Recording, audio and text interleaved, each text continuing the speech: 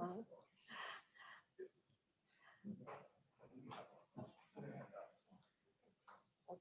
great. All right, thank you. I'm going to call the meeting to order. It's Monday, June 14th, and we have the Electoral Area Services Committee today. And just before we begin, a couple of items. In response to the COVID-19 pandemic and Ministerial Order 192, public in-person attendance isn't permitted, but we do have people who are Zooming in, and the recordings of this meeting are available on the CDRD's website on their YouTube channel. So having said that, I want to recognize also that we are meeting on the unceded and traditional territory of the Comox First Nation. And I think on everybody's mind, we still have the discovery of the bodies of children and in Kamloops. It's still in my heart. So I'm sending out my thoughts to everybody who's being affected by that. First item up on our agenda, we have a management report for receipt. Second. Moved and seconded. Are there any comments or questions on the management report? Seeing none, all in favor of receipt? Any opposed? It's carried. Under reports, we have advisory planning commission meetings. Minutes. Move all of them. We're going to move all of the management reports for Area C, Area B, and the Agricultural Planning Commission. Any comments, questions? Seeing none, all in favor of receipt? Any opposed? And that's carried.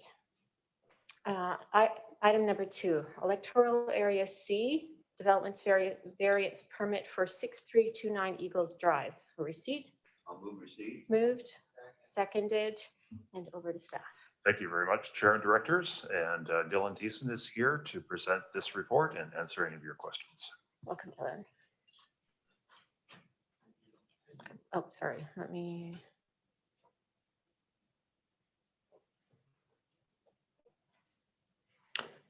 Thank you, Director Hamir. Good morning, Directors. Thank you for that introduction, Russell.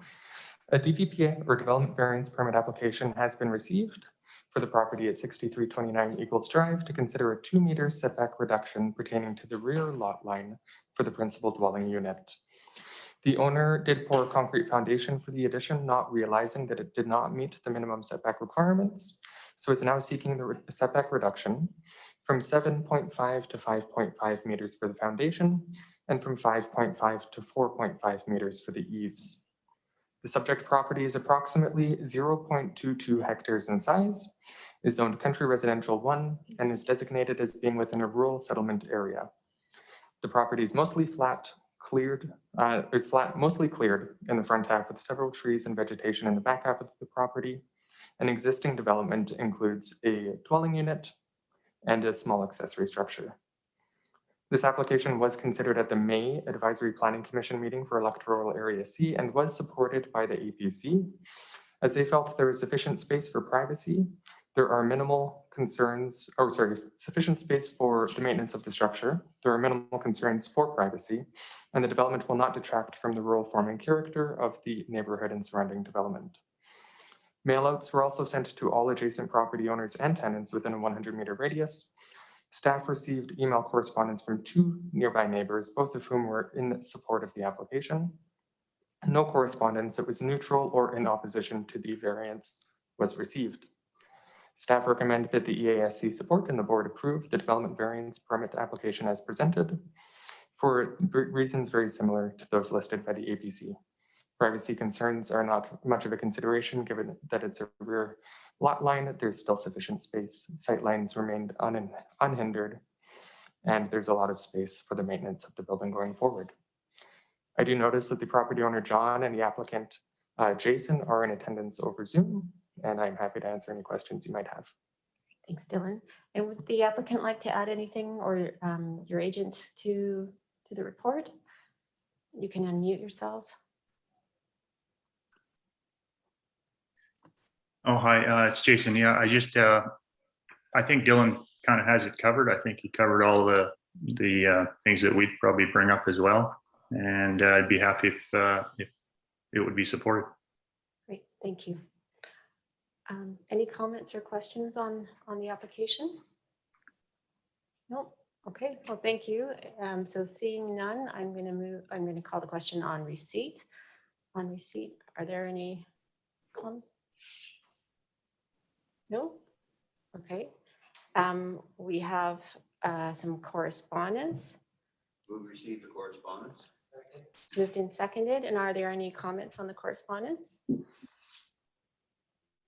Seeing none, all in favor of receiving the correspondence? Any opposed? Great, I'd like to move the recommendation. great. Moving on to the recommendation then. That's moved. Seconded.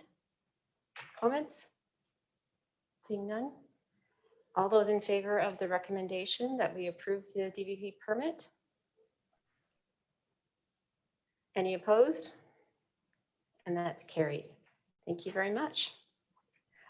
Before we move on, I'm remiss that staff did inform me that we do need to vary the agenda. There's a few items. Items number 12, 13, and 14 need to be moved up. We're going to place them after item 4. So could I have a motion? moved. Seconded. Anyone opposed? And that's carried. Thank you. So moving on to item number 3 then. Area B Developments Variance Permit for 347 Butchers Road for receipt. Moved and seconded, and over to staff. Thank you very much, directors, and Dylan will provide an outline of this and answer any of your questions. Thank you again, Russell, and good morning again, directors. This development variance permit application was received to consider a reduced rear yard setback once again. The applicant's existing dwelling does meet the minimum setback requirements of 7.5 meters, but he is proposing the construction of a sun deck onto the rear of the property, which would leave the dwelling with a 6.75, 6 3/4 meter setback. The subject property is zoned country residential 1. It is designated as being within a settlement expansion area and is approximately 0.18 hectares in size. The property has a number of trees that surround the house. It is bound by larger country residential 1 properties to the north, south, and west, and by Butchers Road to the east. Because Butchers Road itself is in the town of Comox, as well as the properties on the opposite side of that roadway, the planning department at the town of Comox received a referral for comment on this application, though no response was received. This application went to the May Advisory Planning Commission meeting for Electoral Area B, and the APC voted to support the application, noting once again that there is sufficient space for the maintenance of the structure going forward, that the request is very reasonable and small in nature, and it will not detract from the rural farming character of the neighborhood and surrounding development. Mailouts were also sent to all adjacent property owners and tenants within a 100-meter radius.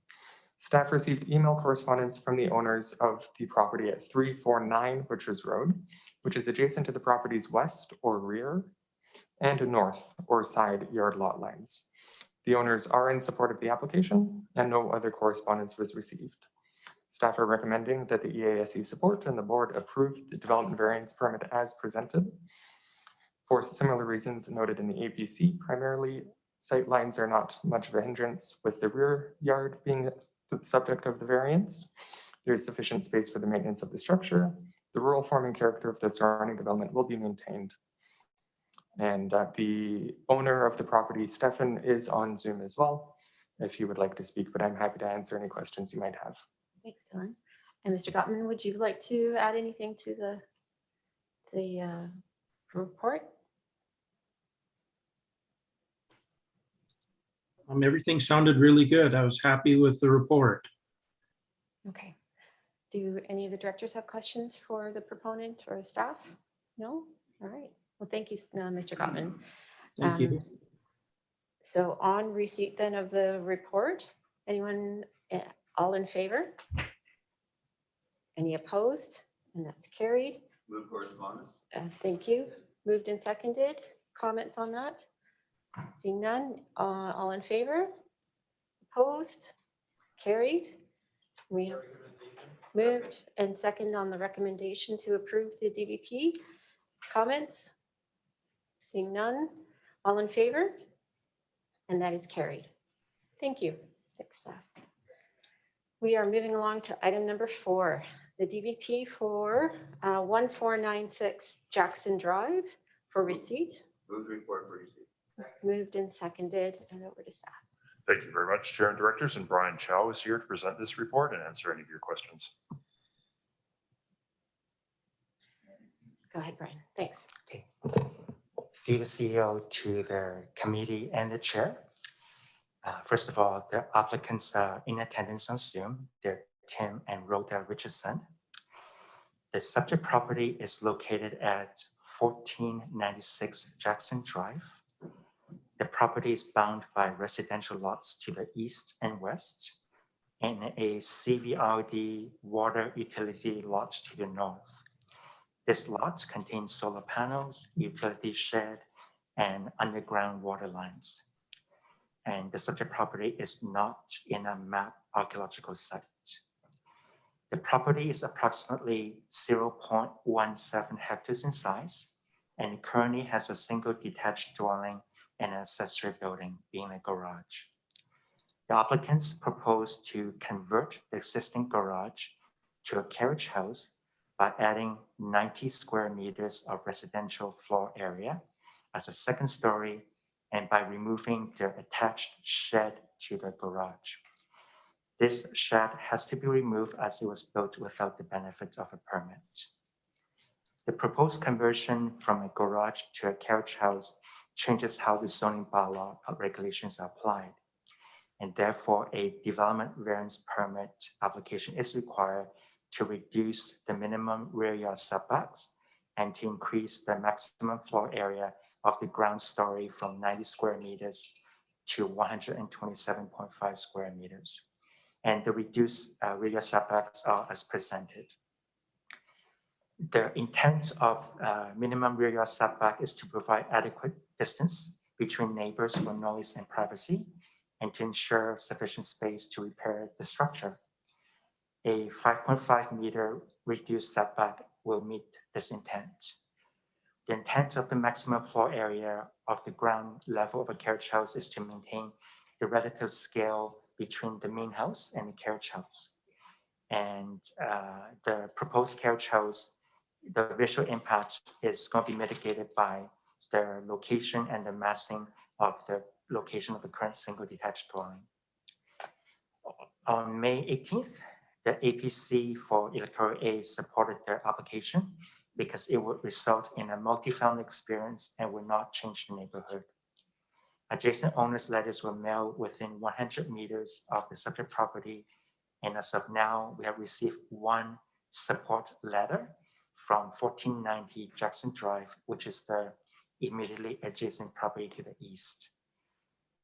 Given that the proposal maintains the intent of the zoning bylaw and is not anticipated to have visual impact, planning staff supports the issuance of the variance, subject to the removal of the attached shed at the building permit stage. Madam Chair. Thank you. And is the proponent on the line as well? Or okay, and would you like to add anything to the report? Good morning. Yeah, I just would like to say that this is a project that we want to take on for our daughter, so that she can have a nice place to live here in the valley, being the way that the cost of living is here. It's kind of hard for her to get going. So this is why we want to propose this. Thank you. Understood. And we have a question from Director Arbor. Just a second. Yeah, thanks. I'm fine with the report and recommendation generally, but I want to speak to that as well, to the comments made by the applicants just now. I think that's heartening for me when I see that those kinds of initiatives and carriage house be put forward. I think as local government, we put a lot of effort on working with BC Housing and trying to get some custom built stuff, but right in our bylaws is a giant opportunity to support people just like these residents are doing. So I'm very in favor, and I hope that more residents take advantage of that ability to add the secondary units on their lots. Thanks. Thanks, Director Arbor. And Director Grieve. Thank you, Madam Chair. And I would just echo what Director Arbor has said, that infilling is probably the most economical way of dealing with the housing shortage, and especially when you're considering the huge barriers for the up and coming generation to become for home ownership. We do allow secondary dwellings in almost every lot in the electoral areas, not so much so in the municipalities of the regional district. So I'm happy that we have the means and the wherewithal to actually approve something like this going forward. So thank you. Thanks, Director Grieve. If there are any no other comments or questions on the report on receipt, all in favor? Any opposed? And that's carried. And we had some correspondence. Moved and seconded. Questions, comments? Seeing none, all in favor? Opposed? And that's carried. And we have a recommendation.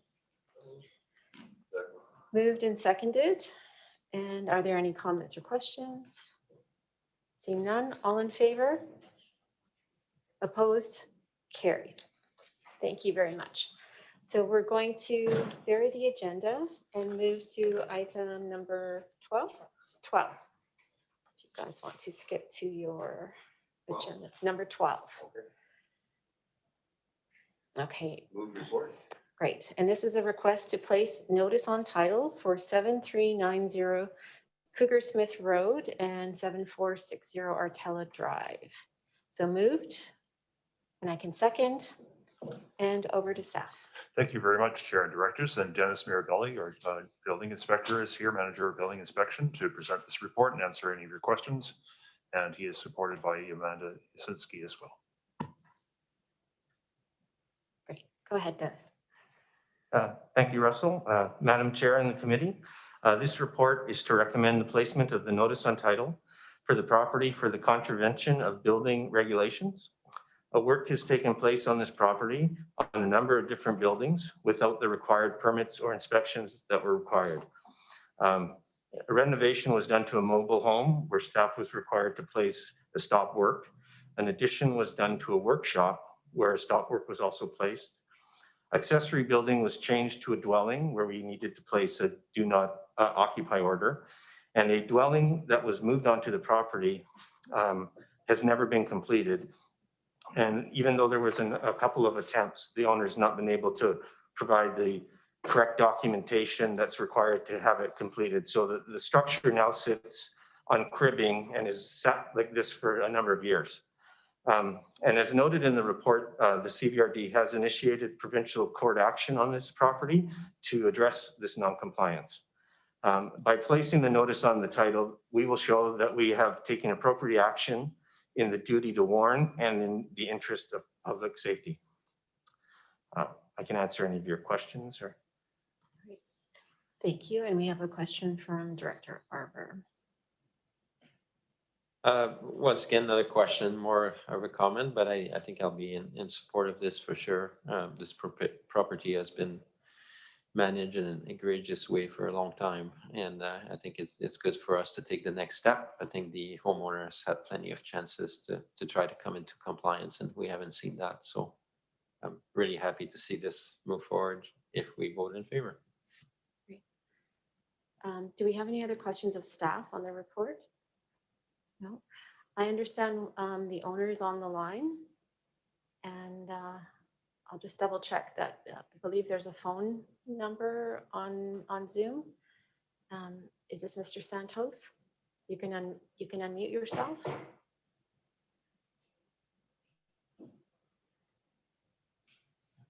It's *6 if you're having trouble unmuting.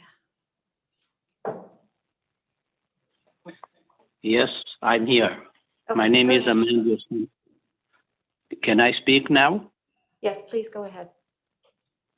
My name is Amandio Santos. I'm the owner of this property.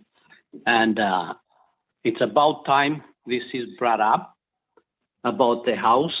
It's been sitting there on stilts for over 5 years. And I've tried very hard to get a building permit so the house could be meeting standards.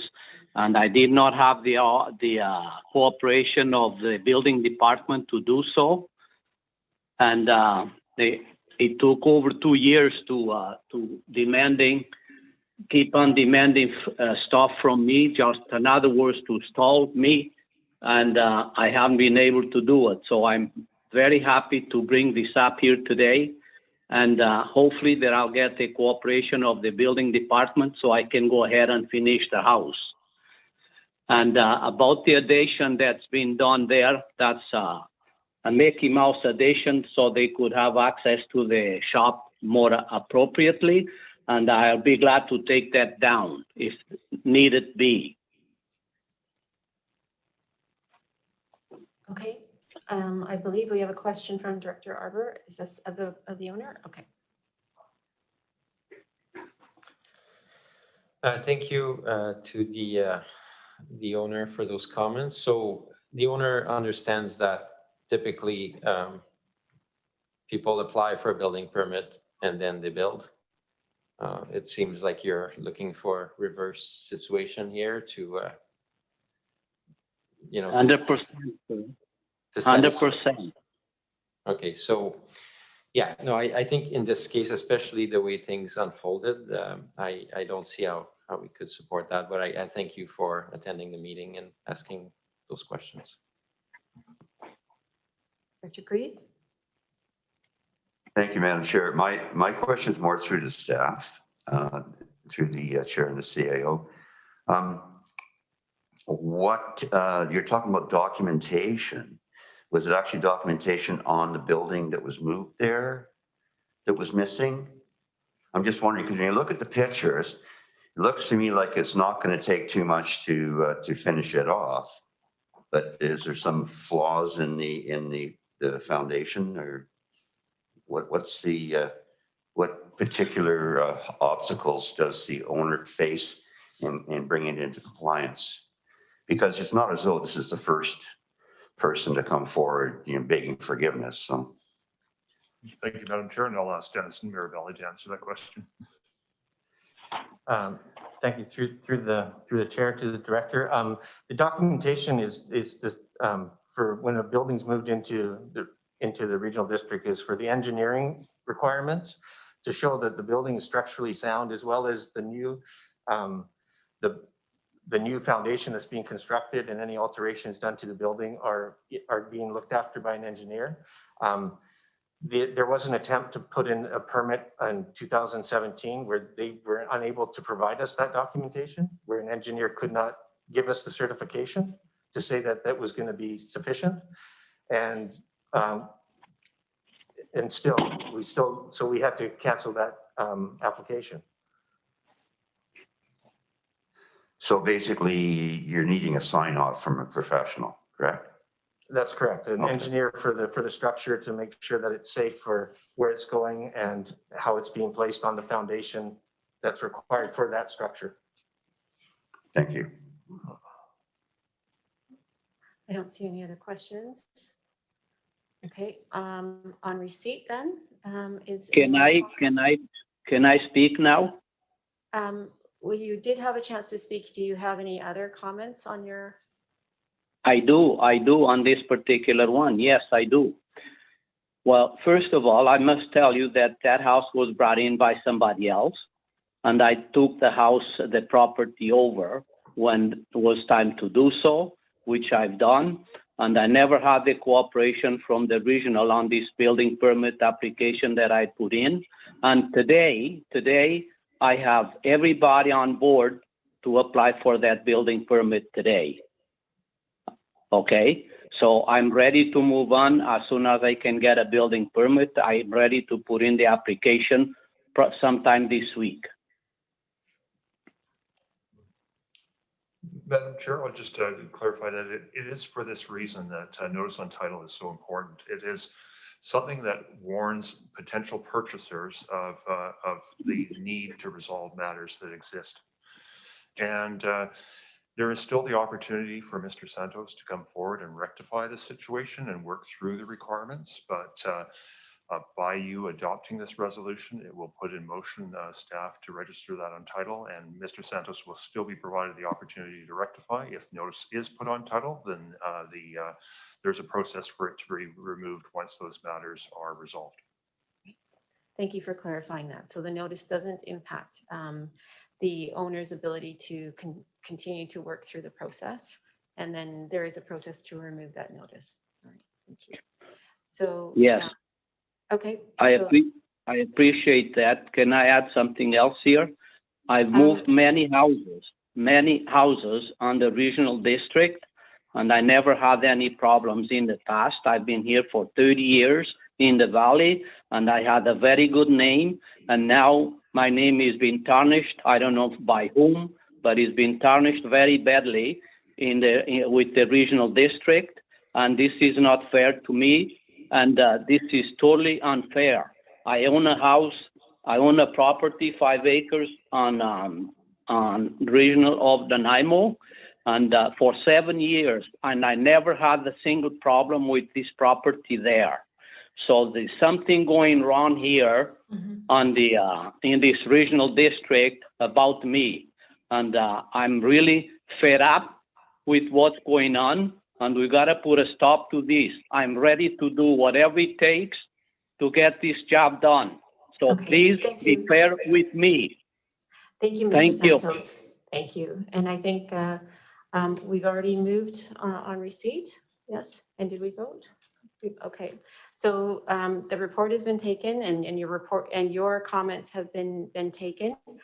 We are now going to vote on the recommendation, so that we won't have any further comments. Thank you. So we do have a recommendation on the agenda. Moved and seconded. All right. Are there any other comments from the directors on the recommendation? And we have one from Director Arbor.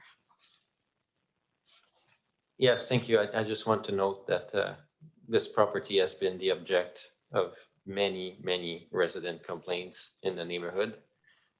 And I've received many of them. So I came to this with an open mind, but over the last 2 years, it's become clear that this is a problem property. So I'm in favor of the recommendation. Thank you. Thank you. I don't see any other comments or questions. The motion's been moved and seconded. All in favor? Is there anyone opposed? And that's carried. Thank you. Moving on now to item number 12, a request to place notice on title for 8811 Oyster River Way, 2180 Schultz Road. Moved and seconded for receipt and over to staff. Thank you very much, Chair and Directors. And it is item number 13. You did get the address correct. And Dennis Mirabelli will provide a summary of this and answer any of your questions. Thank you. Over to Dennis. Thank you, Russell. Thank you through the chair to the committee. This is a report is to recommend placement of notice on title for the property in contravention of building regulations. Work is taking place on a number of the buildings without the required benefit of a permit or inspections. There are unauthorized dwellings in the 2 dwellings that exist on the property. And in addition, there was an accessory building that's been constructed without benefit of a permit. Staff have placed the do not occupies on the dwellings that were not permitted, as well as a stop work was placed on the accessory structure. And as noted in the report, the CVRD has initiated provincial court action on this property as well to address the non-compliance. By placing the notice on the title, the CVRD will show that it has done the appropriate action in a duty to warn and in the best interest of public safety. Thank you. Thank you. For the directors, any comments or questions of staff? Okay. And Mr. Santos, I believe you are the owner. And do you have comments on this property?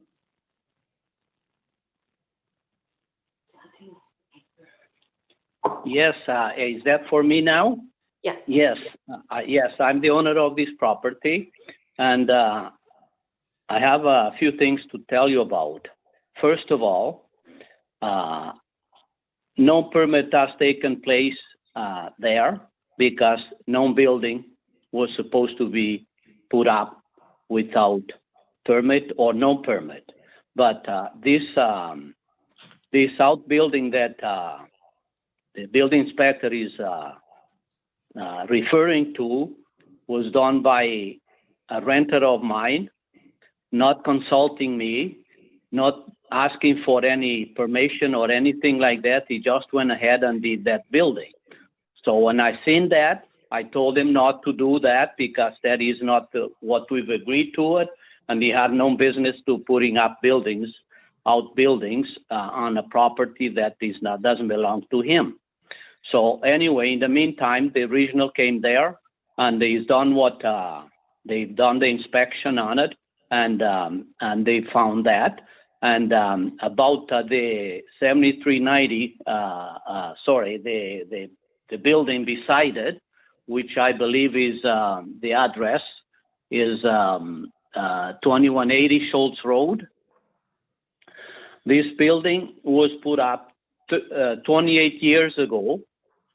I seen it going up, and that building was built exactly the way it is today. I bought it 12 years ago, and that's the way it was. That's the way it was built. Whoever done the building inspection there obviously didn't do it correctly, or something must have gone on there, because obviously that building was very much completed originally the way it is today. Now, why is the regional today, pretty near 30 years old, coming to me saying that this is not complying? If this does not comply, I would think the regional district should do a little better job and take care of that way then, not today, that it is in my name. That is what I have to say about this building. Okay. I always rented it out as 2 units because that's what I understood was 2 units. That's that building. The other secondary building, it is 8811 Oyster River Way. Yes, I've done some work there. I put in a suite in the basement. There is a tremendous need of rentals, and I've done that, and I've accommodated these people there. They're still there today, and but I'm very much willing to do what it takes to get that resolved. Okay, good to hear. Thank you. We have a question from Director Arbor. Thank you. So I'm hearing that I just wanted clarity on that some of your renters may have put up structures on your property without your permission. And so you are blaming this on them. Now, has it occurred to you that most homeowners, pretty much all homeowners that I know, would never, ever let that happen and rectify the situation? And has it occurred to you that perhaps you're in the wrong business in terms of providing rentals to people? If you can't manage what their activities are? Sir, when you rent a place to somebody that is got weapons in his hands and hidden inside the building, and a very dangerous man I could not even talk to. He wouldn't let me talk to him. He would come to me and he assaulted me several times. What are you going to do with it? Put yourself in my position. I think there's a follow-up question. That's what I've been faced with. Can I follow up? Yeah, go ahead. So I empathize with you, Mr. Santos, but we do have an agency in Canada called the RCMP, and perhaps you may consider getting them involved and get those people evicted from your property if you feel threatened. I think you have a number of means available to you to try to remediate, and I don't think you can blame the regional district for trying to resolve for a very long time a situation that's really untenable, both for yourself, by the sounds of it, and for all the neighbors that have complained for years and years. Thank you. No, I only come to the region to cooperate with me, and the police has been there many times, and I've tried to get the police involved, and I've charged a couple that have done bad things there. This one, the police is afraid of him. The police themselves, they're afraid of this man. This man is still on the property, and I'm doing everything I can to get him out of there. but I have to be careful with my safety as well because he has threatened me many times. We have a question from Director Grieve. Thank you, Madam Chair. Yeah, with all the greatest respect, it seems to me we're wandering off the issue here. Our job as electoral area directors is strictly around the building inspection piece. And there's always a road to redemption. You know, when we talk about unauthorized suites and whatever, they're endemic everywhere. So it's just, I just wonder if I could ask through the staff, what is the road to redemption here? Is there a possibility of making these units conform? And when you talk about evictions and stuff, you know very well it's impossible to evict somebody right now. So I'm just wondering what would be the path forward for Mr. Santos if we wanted to make these units compliant? Thank you very much, Directors and Chair, and I'll ask Dennis Miravelli just to respond to your question. Through the, thank you, Russell, through the chair to the director. So the property is zoned for maximum of 2 units. So for us to, you know, would it require a rezoning, or I'm not, maybe I'll ask Alana to comment on that part. You want my? Through the chair to the directors, as Dennis just said, the property has zoning to permit 2 lawful residential units.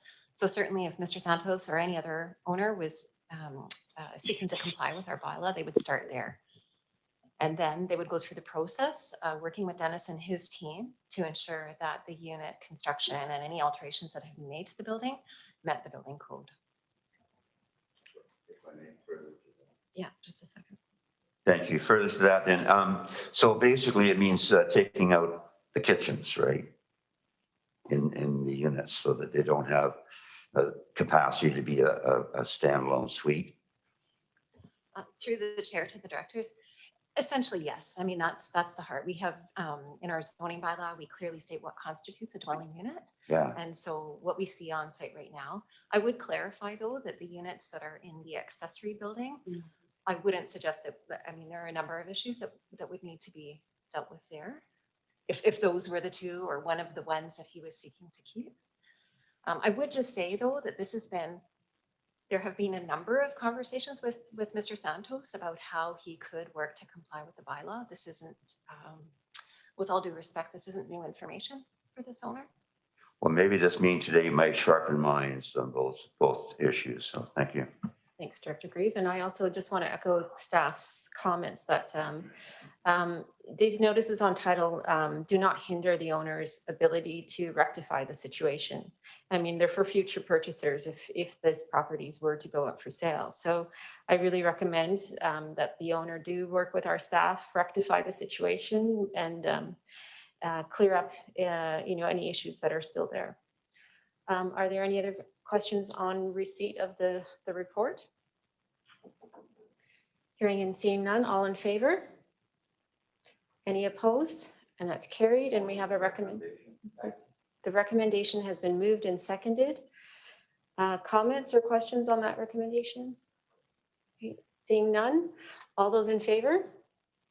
Any opposed? And that's carried unanimously. Thank you. Moving on to item number 14, a request to place notice.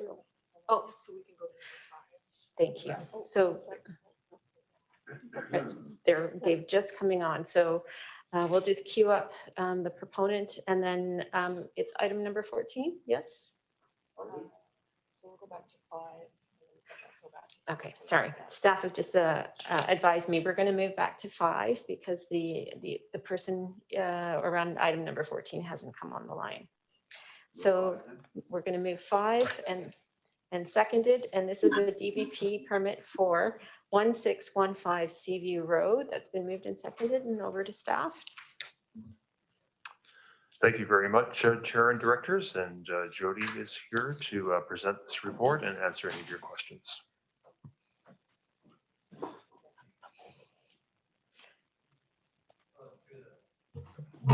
Hi. Hello, through the CEO to the chair and directors. So this is a development permit, farmland protection one. It's required at the time of constructing buildings within 30 meters of an agricultural property. And they can include conditions for fencing, screening, buffering, and setbacks. The lot in question is one of those residential lots along Seaview Road that backs up against the Pottage Farm. The house here was removed a couple of years ago, and now the owners are constructing a new house. Given the lot's depth, they're proposing to site the building no closer than 20 meters to the back wall of the house with, the back wall is being cited 23 meters, but there's a little bit of abutment coming out to 20 meters from the neighboring property. To compensate for the proximity, the owners are proposing to retain the rear 9 meters as a vegetative buffer, consisting of the natural undisturbed vegetation, and a new row of cedars along the lot line, and in consultation with the neighboring farmer, upgrading the fence between the two. A referral was sent to the regional agrologist with this, and they recommended more consideration be given to siting the house completely beyond the 30-meter mark. The applicant has given this further consideration, but given the land's topography, found that this was not doable there. The Agricultural Advisory Planning Commission also reviewed this, including the regional agrologist recommendations, and they were satisfied with the proposal and recommended the permit be approved as proposed, but with an upgraded fence, believing that the development as designed would not interfere or encroach with the neighboring agricultural activities. Madam Chair, the draft permit in front of you there would approve the proposed 20-meter setback with a vegetative buffer and require an upgraded fence. Great, thank you. Questions to staff? No, and I believe the proponent, Mr. Farrer, is on the line. Would you like to add any comments? Yes, hello, good morning, everyone. This is Chris. I would just like to add that we've had great communication with Larry Pottage, the farmer that's affected behind us. His family's been in the region for 30 or 40 years. He said they originally developed the Seaview area that we're moving to. And he's been a great resource of insight.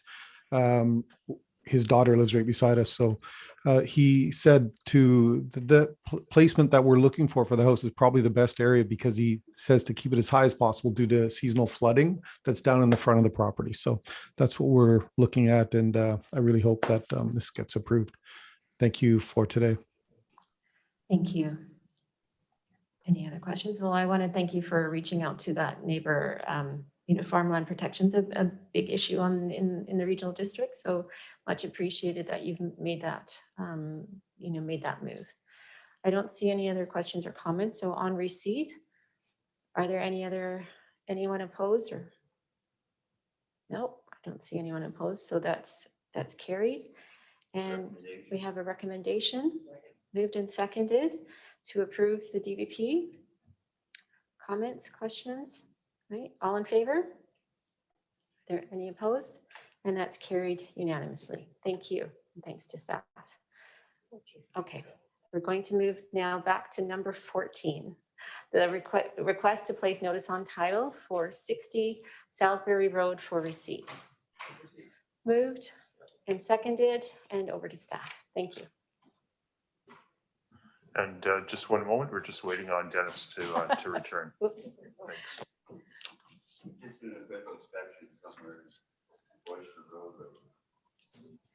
Sorry about that.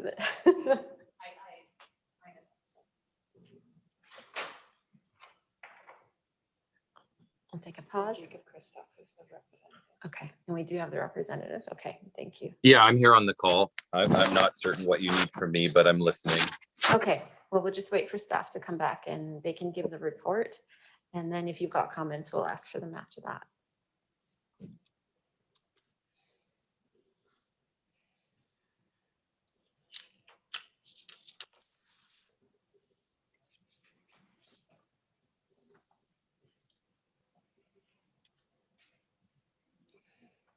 Can you bring up the title for Salisbury? It's going to be in past listing. Just a comment that after this item, I have to go to another meeting, so my alternate director, Lindsay Flores, will step in for the next hour. So thank you. Is she in person? Okay.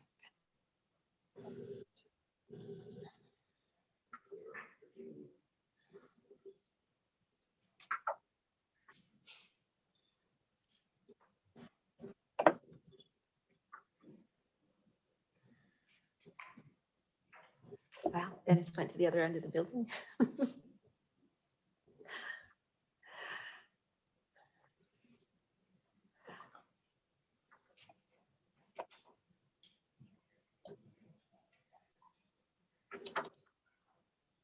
Actually got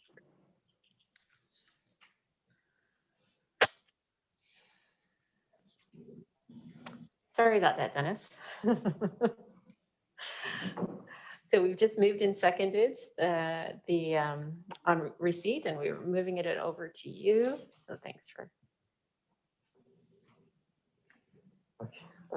Thank you, Madam Chair, through the director.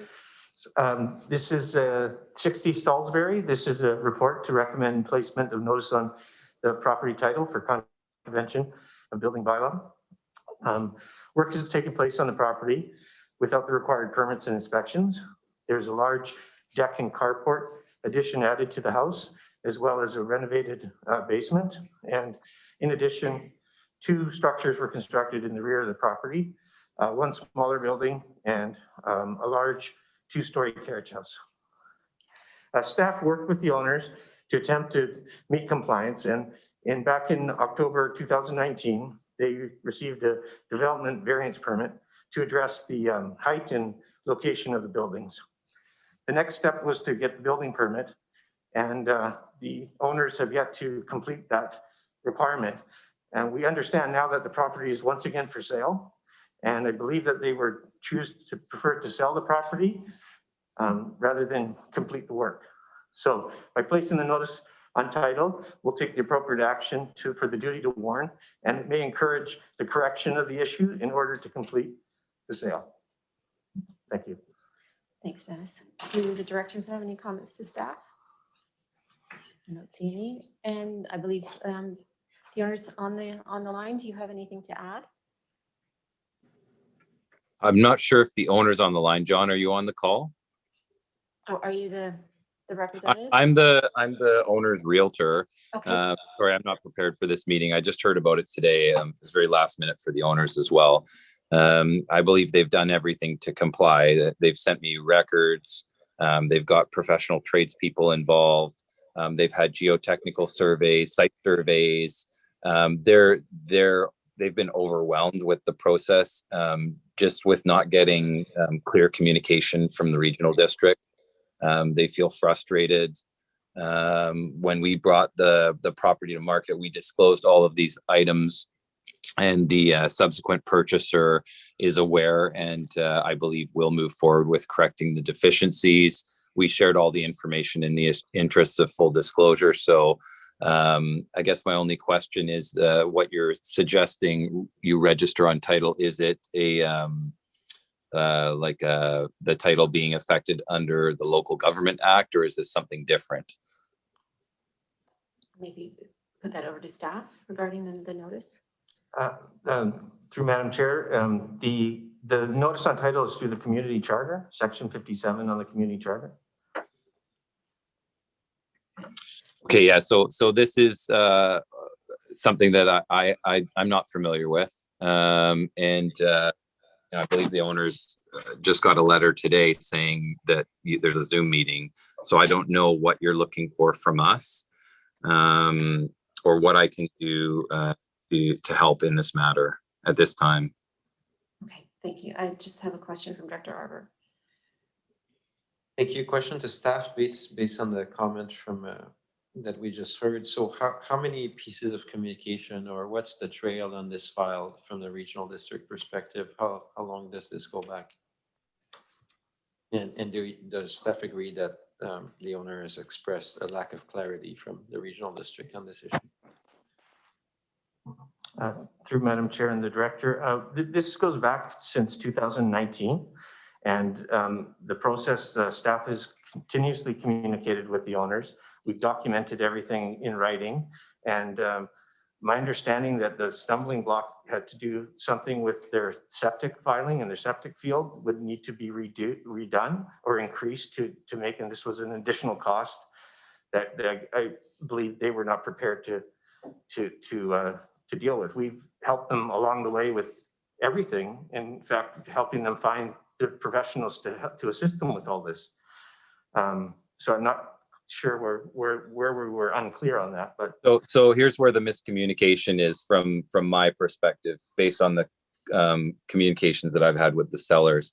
For some reason, there was they were pushed to do a permit to build for the carriage house, and I believe that that they had not wanted to do the carriage house. They would have preferred to do a studio. It involved a lot less work, a lot less expense, and no further changes due to the septic field. So the problem here is that I think the sellers are not getting clear guidance from the regional district. They did hire a professional contractor named Justin Abreu to step in and help manage this. Since this started in 2019, they've obviously paid for house filings, septic filings. They've got a lawyer to help. They paid a $500 variance. They did a $1,000 survey. They did a $1,350 structural engineering report for a structural engineer. They did a $500 septic compliance letter. They had a rainwater engineer come in for $1,100. They did $900 worth of drawings. They had a geotech come in.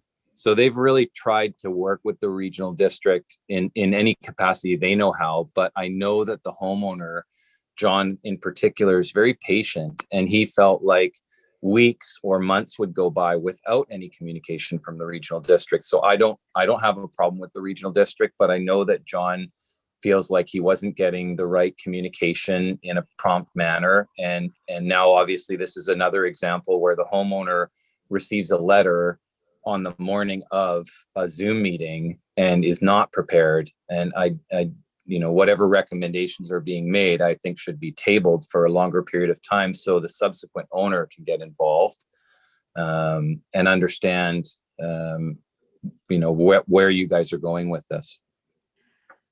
Okay, thank you. There's a question or a comment from Director Arbor.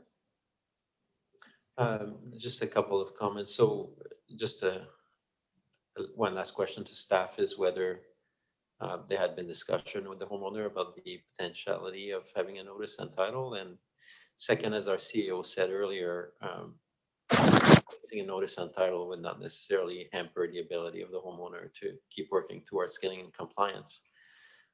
And earlier, maybe just one last piece of feedback for the representative of the owners, in regards to the studio versus the carriage house, that's very much in the purview of the homeowner to make those decisions prior to proceeding as to what is best for them. So our role is to clarify the bylaws and the rest of that, but not to advise the homeowner on what is the best course for them. But I'll leave my last question on regards to the notice of title, whether that is true, that might be the first time they hear about this today. Thanks. Where to stop? Through the chair to the director. I actually spoke with their contractor, Justin, who the gentleman on the telephone referred to last week. He called specifically about the letter that they received regarding this meeting. And he told me that he was phoning on behalf of the owners and to go over what everything meant. And I had probably a half-hour discussion with him on the telephone regarding this. Yes, there's subsequent from Director Arbor. So I'll take staff's word on that. It sounds like that is not factual, that they got the letter today. So I'm willing to proceed on the recommendation myself. Thank you. Thank you. Any other comments from the directors? Okay, on receipt. Oh, sorry, Director Grieve, apologies. Thanks, Madam Chair. I'm just wondering, what would be the harm in deferring this for another month? Just to appease both sides, and once again, sharpen minds work towards an amicable conclusion to this story. Certainly, is it just the rush that that the property might sell? And regardless of, I didn't say irregardless, you know that. Although irregardless is a It's word. now a word. I think that, you know, to cut the homeowner a little bit of slack on this, when you actually tally the amount of red tape you have to go through to do anything. Certainly, he's already started down the path, so not very far from the end result. And perhaps we could have the property owner actually appear in a month's time and see if there's been any progress on this file. So I'd be in I would be in favor of deferring this for another month.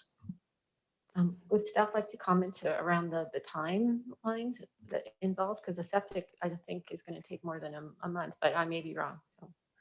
Madam Chair, just to mention that this is a recommendation of the EA directors, and so the final decision will be made if you were to adopt this recommendation until the June 29th board meeting. So by adopting the recommendation, there still is some time before it's ratified by the board, and by all means, the property owner can ask to be a representative at that meeting in the event that things are not resolved in the meantime. With respect to granting an additional month, I'll leave that up to Dennis to comment on that. But just to advise that if you do proceed, there is a bit of time to sort this out. But Dennis, if you could respond on delaying it a further month before a recommendation is considered. Yeah, thank you, Russell. Through the chair. My understanding is the property is for sale and there's someone quite interested in the property. And if that deal, say, were to fall through and someone else were to purchase it, this is the way that that person could make an informed decision on buying their property, knowing that this is on their title. This is their way of being warned that there's something on the property. And if it was to go through and this wasn't on, then I think they could argue that they should have been warned. So. Okay, thanks for that comment. If I can add one more thing here, I mean, the idea that the subsequent purchaser who has been informed, because we do practice full disclosure, everybody knows exactly what's been going on, because my license is at stake, and obviously I'm not going to put my license on the line for not disclosing things of this magnitude. So the subsequent purchaser knows exactly what's going on, but they live on the mainland. So 2 weeks for them to come here and be present at a meeting is likely not going to happen. They are going to work with the contractor, Justin Abreu, who has been working with you so far, but it's a new person and they're not here. So it's up to you guys what you think is a reasonable timeline. But in my world, 2 weeks is not a lot of time. It's less than 10 business days in most cases. Thank you. And I think we understand that. And the new owner wouldn't have to be here in person, obviously. COVID has allowed us to Zoom in. I think we haven't voted on receipt yet. So on receipt, all those in favor? Any opposed? And that's carried. Now with the recommendation. Director Grief, sorry. Sure, I would still like to move a referral motion to the next EASC. That's been moved. Do we have a second? Doesn't sound like we do. Okay, I will need a new motion then.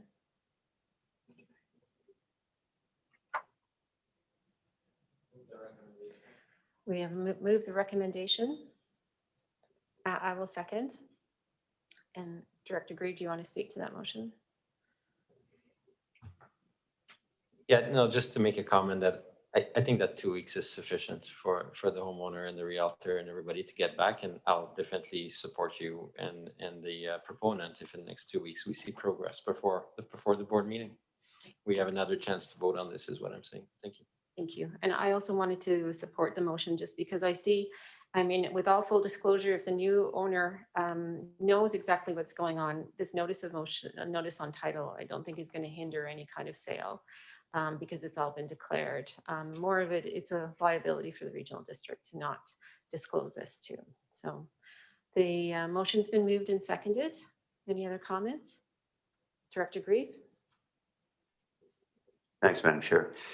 Yeah, it's just that, walk a mile in my shoes kind of thing.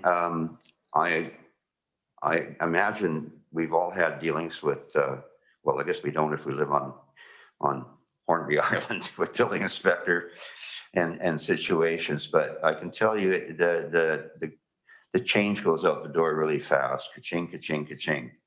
And to have spent that kind of time and money and not seen it through, it's obviously not the fault of the staff. That the property owner has to bear much of the blame on this, but as I say, I'm still in favor of cutting them a little bit of slack on this. And if I'm not supported, I will be voting against it. Thank you.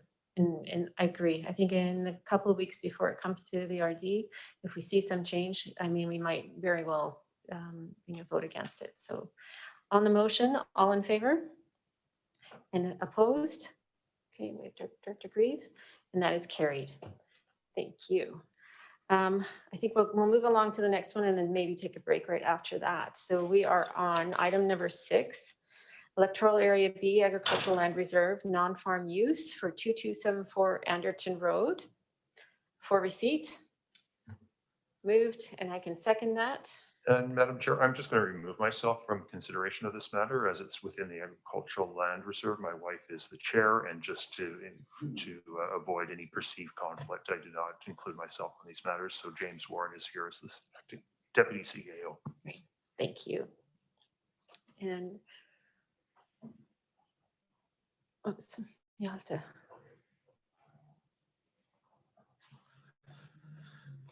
Thank you, Madam Chair. And Jody, I think you're going to present this report again for us. Thanks. Great. Thanks, Jody. Go ahead. Okay, thanks. So this is an agricultural land reserve application. The options here are to forward the application to the Agricultural Land Commission with comments and recommendations, or to refuse the application. The applicant is here striving to start up a poultry slaughter establishment. She selected a lot that's within the ALR, whose regulations deem this to be part of a processing farm products, which is allowed so long as at least 50% of the processed farm product is processed on that farm. While the applicant does raise poultry, the application is to be exempted from that 50% limit so that the facility can accommodate other poultry from other farms around the region. The zone does allow for intensive agricultural use, so it includes a 30-meter setback from those types of buildings to lot lines and water courses. While the lot's only 1.4 hectares in area, it can accommodate those setbacks. The proposal was reviewed by the Regional Agrologist and the Agricultural Advisory Planning Commission, who both supported the application. Based on these factors, staff's recommendation is to forward the application to the Agricultural Land Commission, supporting the poultry slaughter establishment here. Madam Chair. Thank you to staff. And I just wanted to welcome Alternate Director Floss to the meeting. Thank you for joining. Do any of the directors have questions for staff? Director Floss, are you okay? I'm good, thank you. Okay, great. And I believe the proponent is on the line. Is that the case? Or do we have the proponent? No? Okay, all right. So she's not allowed. Well, I just have one comment, and I just want to thank the proponent actually for putting this forward. As a farmer, I know how difficult it is to get slaughter in the Comox Valley, especially for birds. And the time that you've taken to find a property that is in the ALR, I think it's going to be much appreciated by the farming community in the Comox Valley. So thank you for that. And with that, we have a comment from Director Grieve. Thank you, Madam Chair. Just for clarity, this is a decision that has to be made by the ALC, correct? This is correct. So we're just sending through Yes, the referral. yes. Thank you. All right. On receipt then, all in favor? And any opposed? See none, that's carried then. And we have a recommendation to forward the application to the ALC. I'll move that. Moved. And I can second that. Any comments on the recommendation? Hearing and seeing none. All those in favor? Are there any opposed? And that's carried. Thanks. We moved through that pretty quickly. Are the directors okay to keep going till 11:30? Or would you like a break now?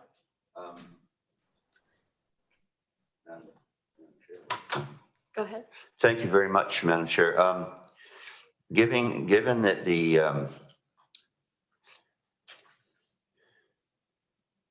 next item speaks directly to Area A issues, I'm just wondering if we shouldn't wait till we have a representative from Area A present at this meeting.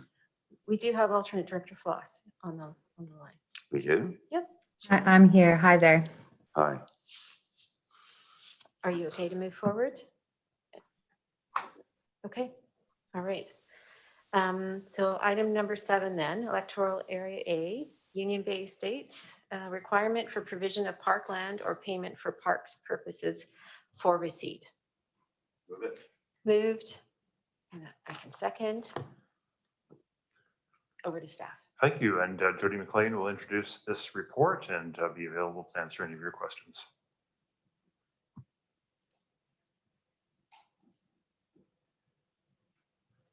Okay, thanks through the CEO and to the chair and directors. This report focuses on the administrative and legislative updates on the park provisions within Union Bay Estates development. On behalf of the developers, there's some agents around the line here. They can speak more fully to the project.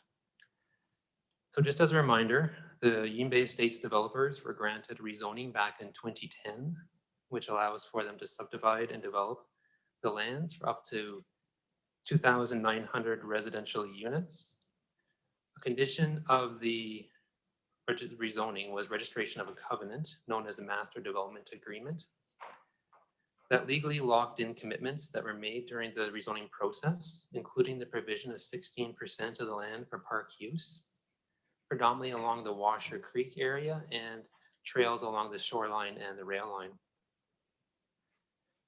With the 2017 revisions, the Master Development Agreement was made to be more front-loaded, with much of those provisions being due at the time of subdivision or at the first building permits. The way it's unfolded is that the building permit has been submitted for a real estate sales center, making what the Master Development Agreement calls Park and Trails Initial come due. And CVRCD staff and the applicant have been working together to fulfill this condition. The developers have also applied for their first subdivision. This has many more conditions involved, but also requires transferring Parks and Trails Initial. The other component, Parks and Trails Remainder, only comes due upon the first subdivision within a larger area across the highway. So all subdivisions within British Columbia are subject to Section 510 of the Local Government Act, which requires the applicant who is creating 3 or more lots, which are all under 2 hectares in area, to provide up to a maximum of 5% of that land for park purposes or cash in lieu. This is how many small neighborhood parks are created in BC, and when land is provided in the subdivision plan, it does allow for developers to orient the lots around that. If cash in lieu is provided, it is based only on the value of the land being subdivided and only on at the time it is being subdivided. The Union Bay Estates developers, in Appendix A of your report there's a letter. They're requesting that the 16% parkland contained within the master development agreement is meant to account for this 5% required by the Local Government Act. CBRD staff have noted that the first subdivision application, which is Appendix B in your package, does trigger Section 510 parkland provisions, but that the master development agreement does not make a reference that it is intended to cover the Section 510 requirements or any other legislative requirements. The Union Bay developers are following through with the MD requirements and have taken care to ensure that the future park areas are being retained and improved for their park values. So in reviewing this first subdivision application, which is Appendix B, CBRD staff has noted is satisfied with the provisions being made for parks and does not object to not requiring further park provisions at this location. However, staff does not recommend waiving all future Section 510 parkland considerations in the entirety of the UBE area. Madam Chair. Thank you for that. Do any of the directors have questions for staff's report? Director Grieve, Director Foss? Hi there. Yeah, I was just having a look at that. So the parks and trails going in now, that makes sense to me. I'm sorry, I have a baby here with me. Not a problem at all. So I guess my one question, he's been We quiet. always make provisions for little ones. My one question is for the future, and this is just for consideration. I know that this is not what's going on right now. It's the parks and trails, so the Washer Creek riparian and some trail, and then the shoreline. And it would just be that looking at the rural greenways plan, there's not a lot of detail in terms of active parkland plan for the future. So I would just make that comment, you know, for the board to think about moving forward as the rest of the parkland, if this recommendation goes forward, will be in flex and to be determined later on.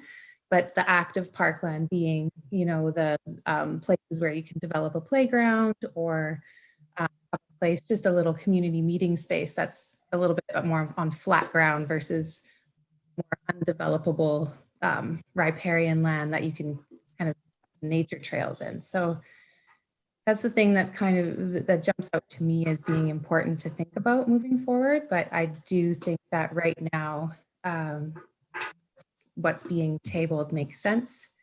And one more thought I had was just that, you know, having the subdivision plans, anything that's next to these parks and trails, it might make sense, and it does make sense actually to have little catwalks or park right-of-ways in between some of the lots so that people can filter through the neighborhoods and get to these riparian corridors instead of having to make their way around the entire subdivision. So you know, seeing maybe staff can comment on that one for this new subdivision being planned on the waterfront. Does it make sense to have some access through these lots, or is there enough access around the proposed lots that the public can get to the shoreline pretty easily? Hopefully that all made sense. Thank you. Thank you. It does. And great question. Would staff like to comment on the accessibility of? Yeah, if you go to Appendix B in your package, you can see Lot C is the parkland that's being provided in this particular subdivision. And Mark Harrison, the manager of parks, can describe that. Hi there, through Madam Chair. Thank you very much for that question.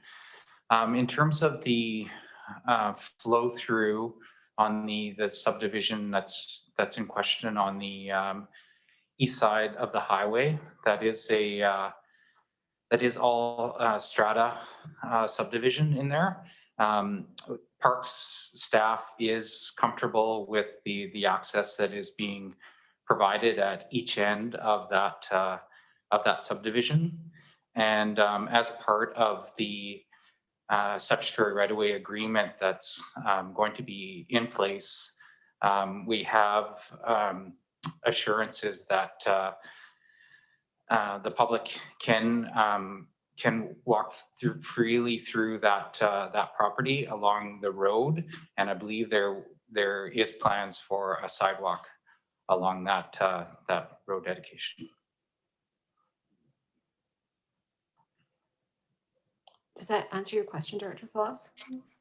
Yeah, that's great. Thanks. Okay. Director Grief. Thanks, Madam Chair. Again, just an observation. Once the title of this proposed parkland dedication is transferred to the CVRD, then the developer ceases to have to pay property tax on it, correct? Correct. So I think that's probably all I have to say. Thank you. Madam Chair, I note the developer's agent, Kevin Brooks, is also on the line in the event that he has something to add. Thank you. Kevin, would you like to add any comments? Thank you, Madam Chair, and thank you, Directors. I would like to provide a few comments in regards to this. Our request was to, based on Mr. McMahon's experience during the MDA negotiations, he sends his regrets. We received the notification of this meeting on Thursday afternoon, and he had some previous engagements that he was unable to change due to the time frame. With the request, right now, there is a proposed dedication between 16 and 17% of the total land area, just over 50 hectares of land. It was understood during the original MDA negotiations by Mr. McMahon with the CAO at the time that the dedication was to meet both the 5% land dedication requirements under the Local Government Act, but also to address some of the community amenity contributions, additional 11%, to 11 to 12% for community amenity contributions of additional land dedication. Director Greaves' request in regards to taxes and things of that nature is accurate. However, there are provisions in the MDA that not only does the developer is required to develop all of these lands with all amenities as approved by the CVRD, he must maintain the lands for a 15-year period after that time of the land dedication also. So he may not be paying taxes directly on the lands, but he is required to operate and maintain all facilities and amenities that are constructed on the lands for a 15-year time frame. When you look at the scope of the community amenity contributions that have been provided, plus the 5% dedication in regards to the parks here, it is beyond what you'd see almost anywhere else, and it's very fair and reasonable that the 5% dedication requirements would be met by the 16% dedication as proposed under the MDA for Section 510. I do want to touch base quickly on Director Floss's comments with regards to active parkland. It's very well taken. Working with the park staff, we actually proposed a much more diverse parkland design requirements for the overall Union Bay Estates. And we were told that they did not want that at this time because they don't have an ability under the current service to address suburban style parks at this time. That active parks, those playgrounds, those things of that nature. They are a service that provides nature parks because it was something that we believe is necessary for Union Bay in the future as the development builds out. Lot C, as you see it here on the screen, would be ideal for something of that nature to provide those active uses within the parklands themselves. You also had some questions in regards to connectivity. There's different elements of connectivity. There is going to be a linear trail connection to provide it either adjacent to the rail line or on the rail line, ideally, if in the future the island corridor would have those conversations. But the actual pedestrian connectivity component is also required under the Comox-Valley Regional District's Kensington development permit guidelines, which require at time of subdivision design that we ensure connectivity between key amenities in the actual proposed subdivision and the actual residential lots themselves. I'm happy to take any questions that directors may have. Thank you. Has that brought up any other questions from the directors? Madam Chair, I have one more comment. Please go ahead. Thank you. So yeah, that's great. Thank you, Kevin, for your feedback there. Maybe my comment to staff would be, you know, moving forward as things develop all around Union Bay. A lot of this active parkland that I was talking about is focused on the waterfront, which is great. I think a lot of people will want to go there, both from Bay and surrounding areas.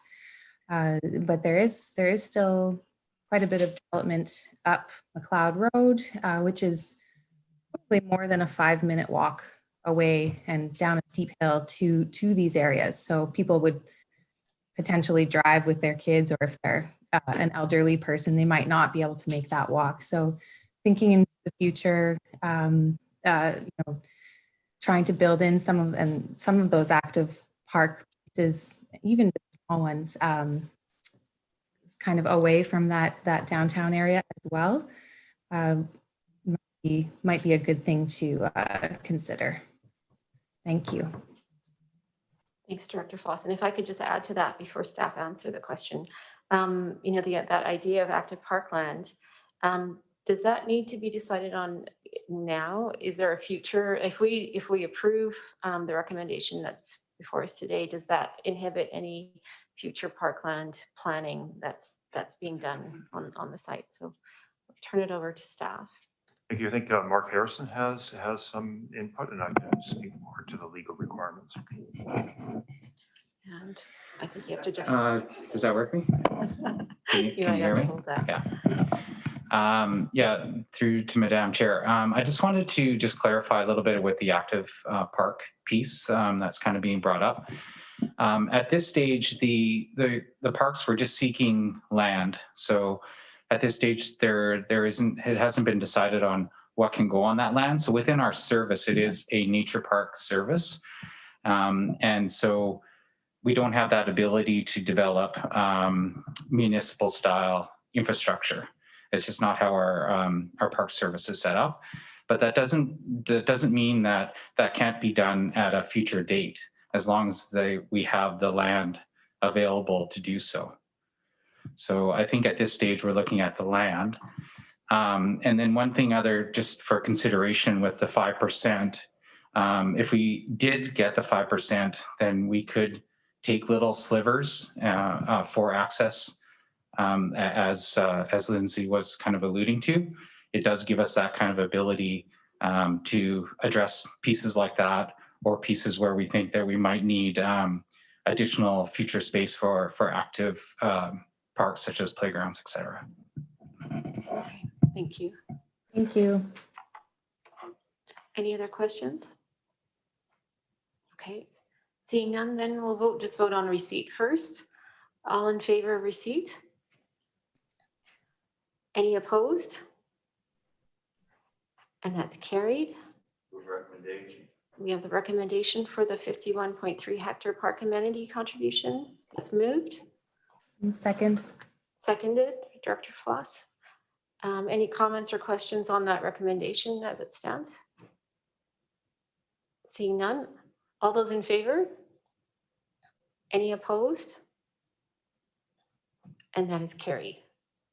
Thank you. Do folks want to just take a 5-minute standing break just so that we can stretch our legs? I know it's a long agenda today, so we'll come back at 11:30 if that's all right.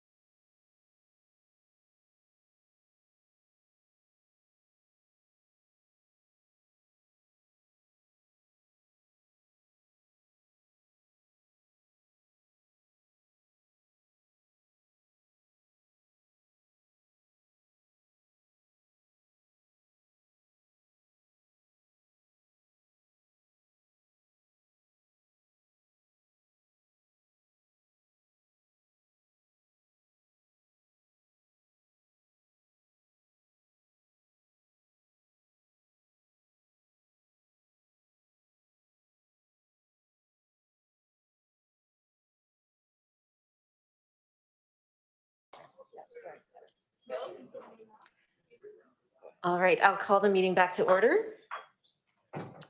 I believe we are on item number 8, the Electoral Area A site-specific floodplain management bylaw exemption for Lintz Road. Move the report for receipt. Moved. And I can second.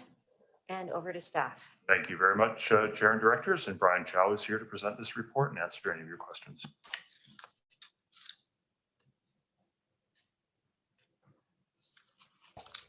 So through the CEO to the chair and committee members,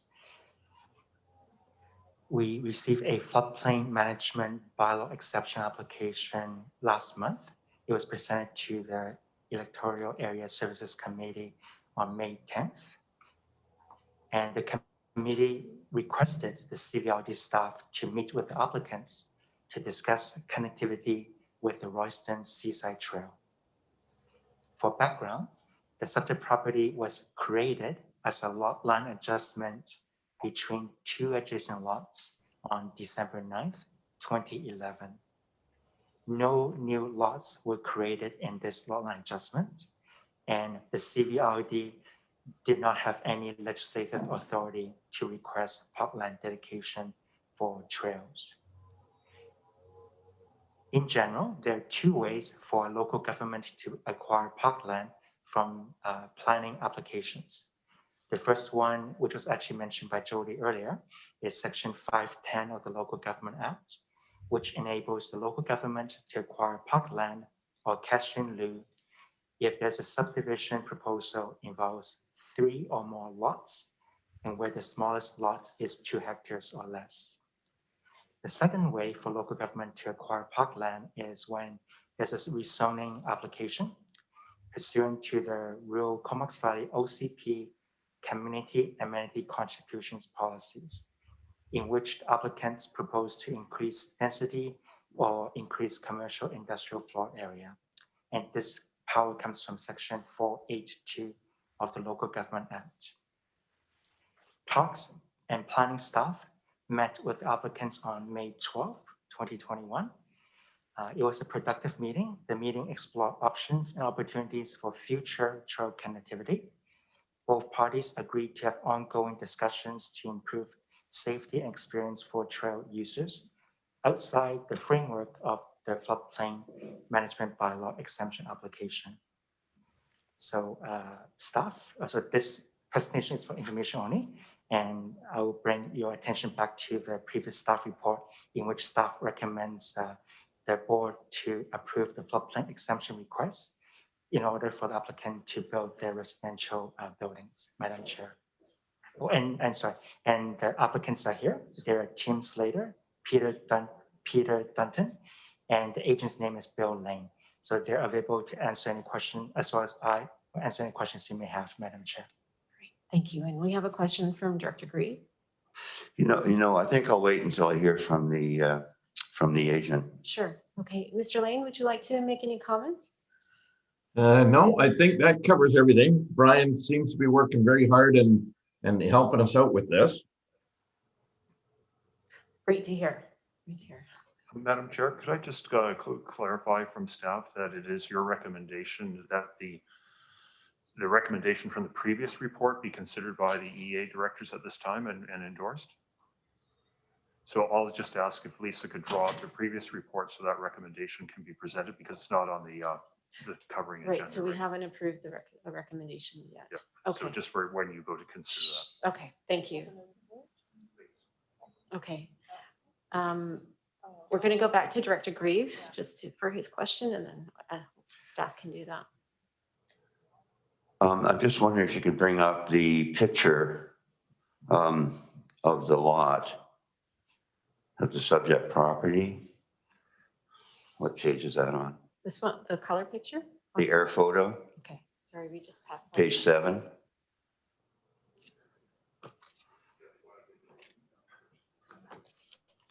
No, page 7.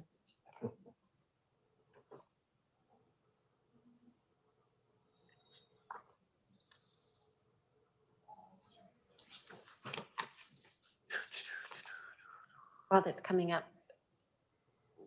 Director Green, do you have a question to the map? There we go. That's good. Now, maybe we have parks here. We had parks here. Yeah, and just wondering if they could show where the Royston Seaside Trail is right now. As relating to that stretch of property. Thank you, Madam Chair. Mark Harrison is just here from Parks to explain. Through the chair and the CEO to Mark then. Yeah, thank you. Through. Got to press it, I think. Oh, yeah.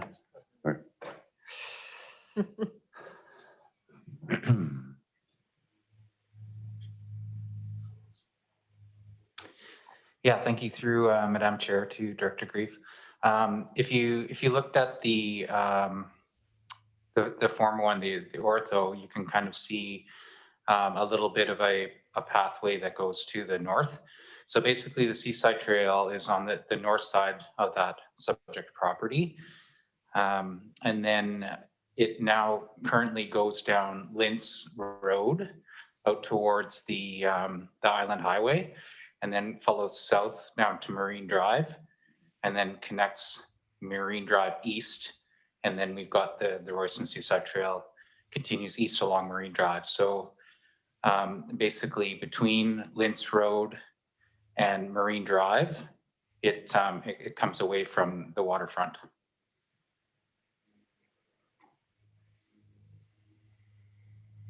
Thanks very much.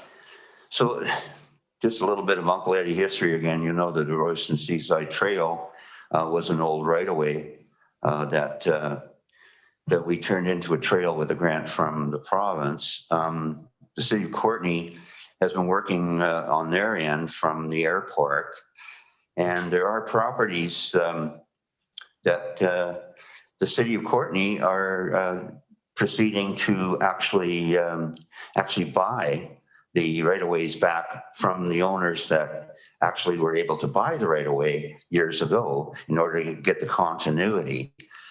And I just think that these things are historic.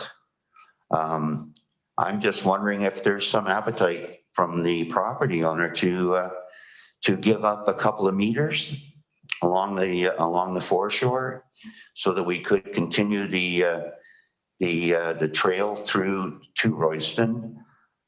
It's a known fact that greenways and trailways lower blood pressure, improve mental health, they improve physical health, and they're a great amenity for the community. So I know that maybe there could be some money involved. Maybe we could get a little piece of that. But I'm just wondering if the owner's open to the concept. Madam Chair, a very good idea. And staff will definitely speak with the owner about their interest, but I wouldn't put them on the spot in a public meeting to respond to that question. We will definitely talk to them and pursue your vision. Well, it's a public meeting and it's a public discussion, and we're talking about greenways and pathways, and I think it deserves being mentioned in the public sphere. But if I'm shut down, thank you. Thanks, Director Grieve. I think your comments are well taken. I just wouldn't want to be seen as asking for something kind of a quid pro quo right now. We're here, to look at the floodplain setback and make that decision independently of any future parkland or trail right-of-ways. So with that, I'm going to go back to Director Arbour. Welcome back. Yeah, thanks. And I appreciate the nature of this discussion, which I realized I triggered a little bit a month ago. And I think the staff report is pretty comprehensive, and I appreciate the efforts and conversations that are going on. So I'll be quite happy to support the staff recommendation and see where we go from there on some of the other topics. Thank you. Okay, thank you. Any other questions on the report or comments? No. On receipt of the report, all in favor? Are there any opposed? And that is carried. Now, it's not on the agenda, but we do have a recommendation, I believe. Would you be able to, I think it's in the report. Yes, Lisa, if you could go to that original report and the recommendation there. Thank you. That's it there. Okay. And maybe if I could just ask Brian Chow, just to summarize what the recommendation is or what the board would be approving to. Through the CEO to the chair and committee. In summary, the recommendation is to ask the board to approve a site-specific exemption to the floodplain management bylaws in order to exempt the proposed elevator. As a reminder that they need an elevator to provide barrier-free access from meeting the minimum flood construction level, and also to exempt them, to place a fill within the 15 meters of the present natural boundary of the sea, as they need the fill in order to raise the house for the fill to meet the higher elevation of the house, and to execute their landscape plan. And the second part of the recommendation is that to register the engineer reports as a Section 219 restrictive covenant in order to protect CVRD from liability in the future, as well as to let current and future owners know that there's no disaster financial assistance funding available for this proposal. Great. Madam Chair. Thank you. So this is the recommendation. It needs to be moved and seconded. Moved. And I can second so that we can speak to it. And I believe Director Grieve has a comment on that motion. Well, it might be a little late now, but I was just wondering if you put some language in there about continuing discussion around access to the foreshore through a trail.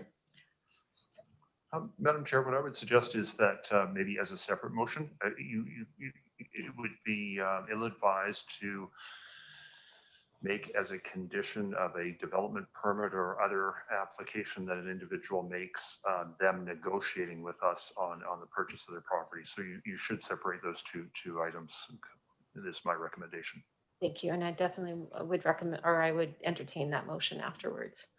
So the motion on the floor is reads on the screen. Are there any other comments on this current recommendation? Okay, I'll call the question. All in favor? Are there any opposed? That's carried. And Director Grieve, did you want to make that motion? If I could. Just a subsequent motion that the Parks Department from the Comox Valley Region District continue discussion with the property owners with regard to the possibility of further development of the foreshore trail. Okay, there's that motion. It needs to be seconded to, okay, Director Arbor seconds. And you have a comment on that motion? Yeah, so now we're on a different topic, now that the permit is dealt with, and maybe yes, I like the way the motion is formulated, because part of my direction to staff maybe would be also to approach the other 2 or 3 property owners along that shore, as Courtney is working diligently with the people in the Courtney, but that might be an opportunity to connect with some of the other property owners as well around the future of the trail. So I'm fully in favor of the motion by Director Grieve. Thank Do you want to make an amendment to add? No, I think it's captured because he kept the wording general. So I think that's why I made those comments to staff, so that they get captured in that general intent. Okay. If I may, we could change it as a friendly to property owners. Yeah, I think it's important that developers are on notice that this is our intent going forward. And I know there's always opposition to a degree, but as we've seen with many of our trails, there's opposition until the trail goes through. And then the neighborhood tends to be overjoyed to have a trail to walk down. So, we got to look forward to the future. I know that North Vancouver talked to a planner there, and it took them 45 years to put the trail in, but they managed to get it. Okay, thank you. And I just want to make a mention to staff that we adjust the wording to have plural owners. That's it. So hello. So we have on the motion that's on the table then. Any other comments before we vote? Am I allowed to speak? I do not believe you are. Yes, it doesn't pertain to this. I think you only speak to when your item was on the table, and this is a subsequent to that. I'm the owner of the property. I realize that. Just a second. Oh, okay. Madam Chair, a 2/3 majority vote or a majority of the electoral areas could acknowledge the individual and allow him to speak if you so wish. What's the will of the board? Yes. I don't think it pertains to the motion.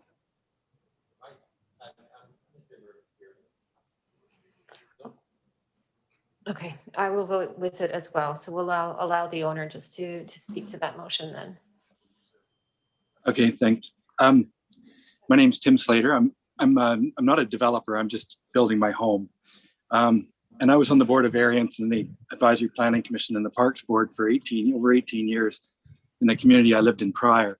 And I really appreciate the way you guys handle your business. And I think it's very professional. And I watched it in West Van for many years, and I think it's been really good.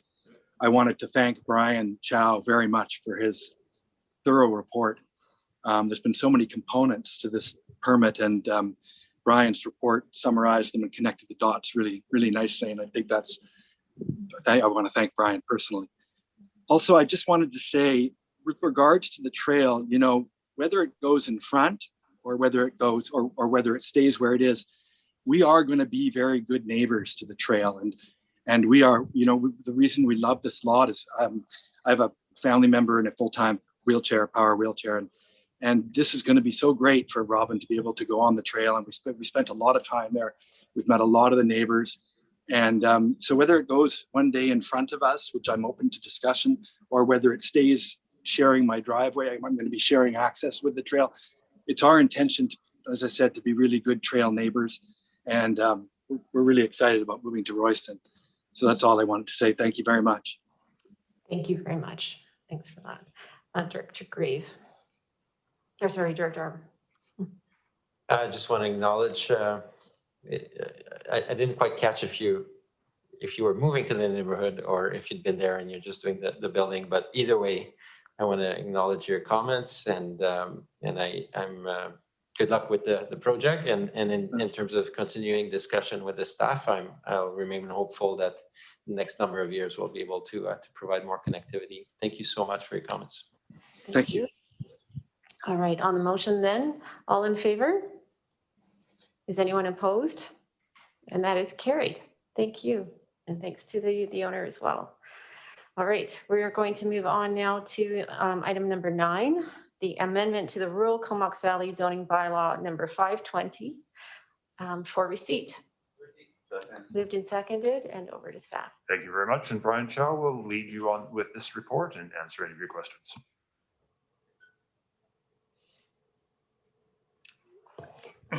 Through the CEO to the chair and committee members, the Rural Comox Valley Zoning Bylaw, which was adopted on October 29th, 2019, has opportunities for improvements and refinements. One of which is to reduce the minimum lot area requirement for the keeping of chickens and bees on residential lots. On February 23rd, 2021, the CVRD board authorized staff to conduct external agency referrals and First Nations referrals as well. The comments received are summarized or outlined in Appendix A of the staff report, but in summary, we Way K First Nation and we Way Cum First Nations had no comments. We received feedback from Cumberland, Island Health, and Ministry of Transportation Infrastructure indicated that their interests were unaffected. All 3 advisory planning commissions, ABC, as well as the Agricultural Advisory Planning Commission, they all supported the zoning bylaw amendment. During this process, staff proposed 2 addendums, additional changes. One is to consider a minimum 1.5 meter fence for swimming pools, as this would be consistent with the Ministry of Health guidelines for pool design. And the intent of this addition is to provide safety of the swimming pools for young children to minimize the risk of drowning. The second proposed additions would be to make sure that the site triangle of corner lots, a site triangle is where if you have corner lots, you draw a triangle by going 6 meters back from the two lot lines abutting the road, forming a triangle. To make sure that this triangle is free and clear of obstructions such as fences, hedges, and buildings. And the purpose of site triangle is to allow drivers to see around the corner, and so it's for traffic safety. So given all of these, staff has prepared bylaw number 602, which is the Rural Comox Valley zoning bylaw amendment number 3, and recommend the board to give it first and second reading and set a statutory public hearing date, Madam Chair. Thank you very much. And thanks to staff for a very thorough report on the amendments. Director Arbor. Thanks. I'm happy to see the chickens and the bees show up again. That's great. In terms of the swimming pools, I do have a couple of questions, which I can't remember. I don't believe I caught those when we were looking at it, but 1.5 meters is fairly high, which is good for safety, but I have some questions if the public asks. So 2 questions. One is, does it equally apply to in-ground and above-ground swimming pools? And the second question is, for those who don't currently have fences, would they have to get them installed, or would it be complaint based, or what would be the triggers and process for that? Thank you.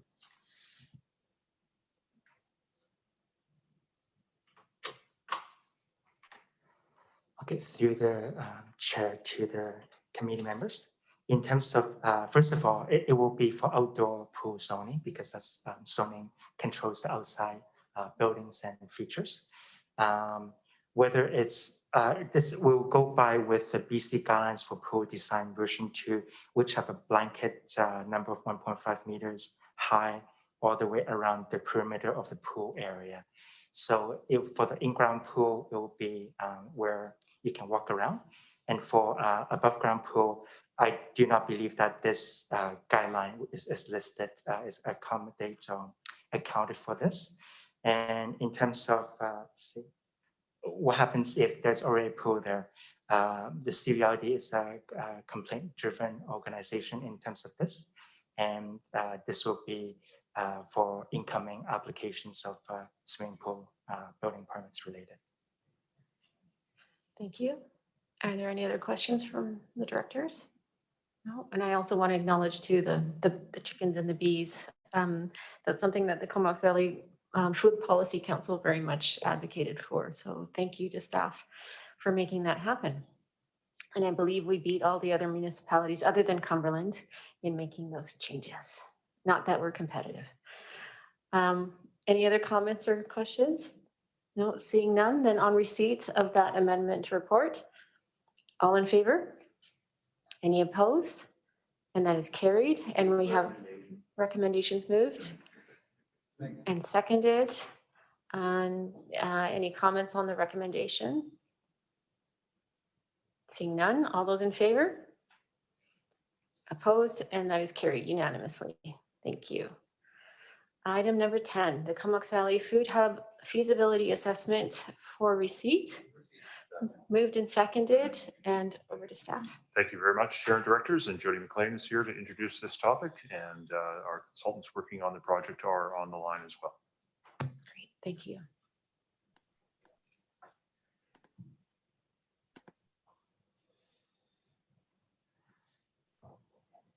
All right, thanks to the CEO, to the chair and directors. As you may remember from this committee's March meeting, this committee was introduced to Janine de La Salle and David Von Cedars and Darren Stott. They were tasked with reviewing the potential for operating a central food hub in the Comox Valley. The contract with the Ministry of Agriculture, Food and Fisheries, under which this work is being done, specifies what the review must include, such things such as gaps and opportunity analysis, existing assets and engagement with those in the valley in this industry, and provide recommendations on a feasible model with a 3-year business plan illustrating the break-even point. The consultants have pursued this work with intensive consultation, individually and in group forums, bringing together many of the key players.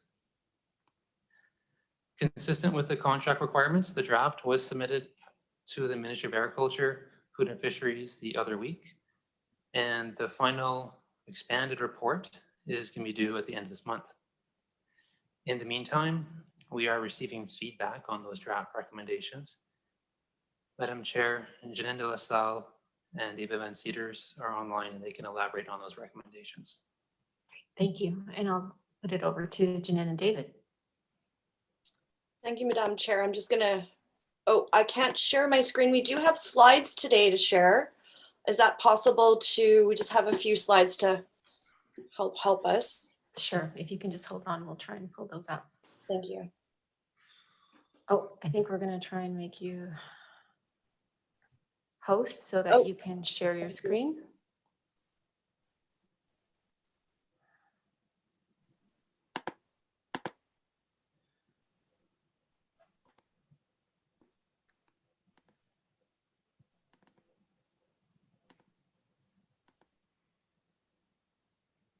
Is that working for you?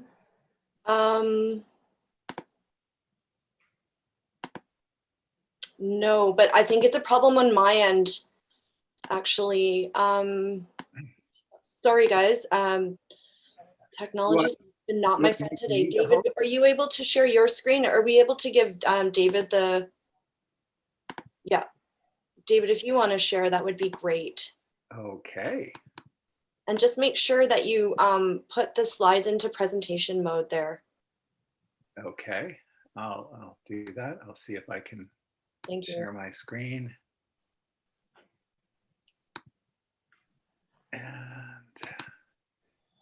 And so then to put it into presentation mode, what is the strategy? Yeah, it's just slideshow at the bottom of the screen there. Thanks everyone for bearing with us here. No problem. Slideshow. This one here. There we go. Thanks, David.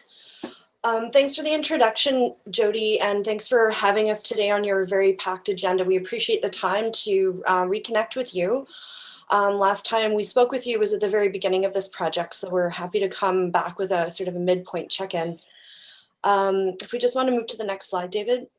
So just to remind everyone, we started this process in March in phase 1, and here we are in phase 3, and we're currently preparing the business plan and the rest of the report. As Jody noted, we've submitted a draft 1, and I understand that everyone has received this document here today. Just one note on what you are looking at. There are 2 sections that are not included in this draft 1. And that is primarily the business strategy, which includes the 5-year financial plan, as well as our recommended implementation plan that would bring in some phasing and thresholds for success. And the reason you don't see those yet is we really needed to run those by people first before we dove right into that level of detail. So that's what we're working on currently to prepare the final draft by the end of next week. When we, as Jody mentioned, we have been speaking with people extensively. Every day we're getting new people to connect with. So we've really just been using kind of a snowball technique to try and capture all of that, all of those people who want to connect to the project. So the scope that was extended to allow us to do that engagement has been, I think, has worked really well. And we've had some really good feedback on the process, even if people aren't feeling super excited maybe about some of the aspects of the project, because there's a lot of differences there. But I think I'm just happy to report that people seem fairly good with the process we've been able to run. So just to remind us, based on that feedback we have received from people, we checked in on what is this food hub about at its kind of core, at its spine. And really, I mean, this is an obvious statement, but it's important to state it. The primary goal of this is to increase the sales of local food within the Comox Valley, of course. Supporting objectives for this are about creating new sales channels for local food enterprise, providing training and education for food workers and entrepreneurs, enhancing food security and food access in the region, and helping to improve producer efficiencies and financial successes. That's one of the main things that food hubs can do, is help to decrease costs for producers. That helps to improve the economics of their businesses, which helps them to get into more markets, which helps them to be more sustainable. That's kind of the overall logic. When we're looking at kind of a bird's eye view of this potential food hub business model, we're looking at something that is financially sustainable after an initial startup period of, a reasonable sort of 3 to 5 years. Be owned and operated by a producer-driven for-profit co-op. We're going to talk about all of this in a little bit more detail later, recognizing there's some challenges with co-ops, but that we really want to keep producers in the driver's seat. That the co-op would serve as a master tenant of the food hub facility and lease out spaces to individual producers or producer enterprises. The hub would coordinate and provide a wide range of services to producers. And the hub would expand in phases after reaching certain performance thresholds, so that there's never an overreach of resources, and that it's in step with the development of the hub. And really, almost sometimes most importantly, this is a focus on small to medium scale agriculture producers and processors in the CVRD. So the next 3 slides are sort of about what's happening at the food hub. So the key sales and marketing elements, and sales and marketing came out as one of the biggest kind of positives, and like, yes, we need this. We need help with sales and marketing. We want to grow our food and be experts at doing that. And we want to be able to sell and market our products in a different way, other than driving things around ourselves and basically not paying ourselves for any of this. So the elements that fit under this kind of sales and marketing piece are an online ordering platform, recognizing there are online ordering platforms that are currently operating, but no one's really that happy with them. So something can be done there to strengthen and expand that. An aggregation and distribution service, similar to my previous comment, just something where you can produce your product, you can grow or raise your product and bring it somewhere to be aggregated and distributed, marketed, and that you don't have to be part of that as a producer. And then related to that is the marketing and brokerage service, so that that brokerage is serving producers in the region. When we look at space and equipment rentals, the top 4 things that were the most needed / popular / where people saw the most opportunity is a commercial kitchen or processing facility. And I just learned this morning, actually, there is a new commissary kitchen that's up and running. So we're still getting information in, so we're doing our best to metabolize that into our recommendations. Equipment rentals, we've heard a wide range of equipment rental possibilities, everything from, everything you would find in a commercial kitchen, like, tilting kettles and things like that, to even farm equipment storage was another one that came up a few times from different producers. Of course, food storage, and when we say food storage, we mean frozen, ambient, and cold storage. That was another major thing that people are needing. And to support all of this, we sort of need some shared office and co-working space in order to just have a home for the business activities there. So some of the key services to be provided include food and crop testing services. So we know that there are some facilities around, and we're just hearing that they're not as accessible as they could be. And that we want to do a little bit more on kind of the food testing. So that could even go in so far as to, recipe testing and things like that. So we're kind of looking at a broad spectrum of that currently, everything from understanding maybe even your soils all the way through to recipes. So that idea of testing products. food entrepreneur business advice. So this is how we can help businesses develop. There are a lot of other entities working in this space. So this would be, how can we complement that and work with them, create a network of these kind of food entrepreneur supports to help businesses be successful. Of course, along with your business plan, you sometimes need technical training. For example, working on a new piece of equipment. Some of the commercial equipment is quite sophisticated and requires sometimes, a good 8-month training course just to become familiar with it. And to avoid a ton of wasted money, basically wasted product. Food certification services, this is often identified as a gap for producers to sell into larger markets like mainstream food retailers, institutions, etc. So helping producers to become HACCP and GAP certified on farm, as well as the food safe practices that are required by our health and safety regulations. And the last one we'll just highlight at this time is food workshops and education courses for businesses. So that's sort of related to the other points, but just recognizing that there was an interest in a wide range of topics that could help businesses further develop. And there's a lot of community education opportunities as well, but we recognize that a lot of that's already happening under the auspices of nonprofits and others. This is, I think, sorry, I was just going to keep going. I was on a roll there. I'm going to pass it over to David now to go through governance and site and size and scale.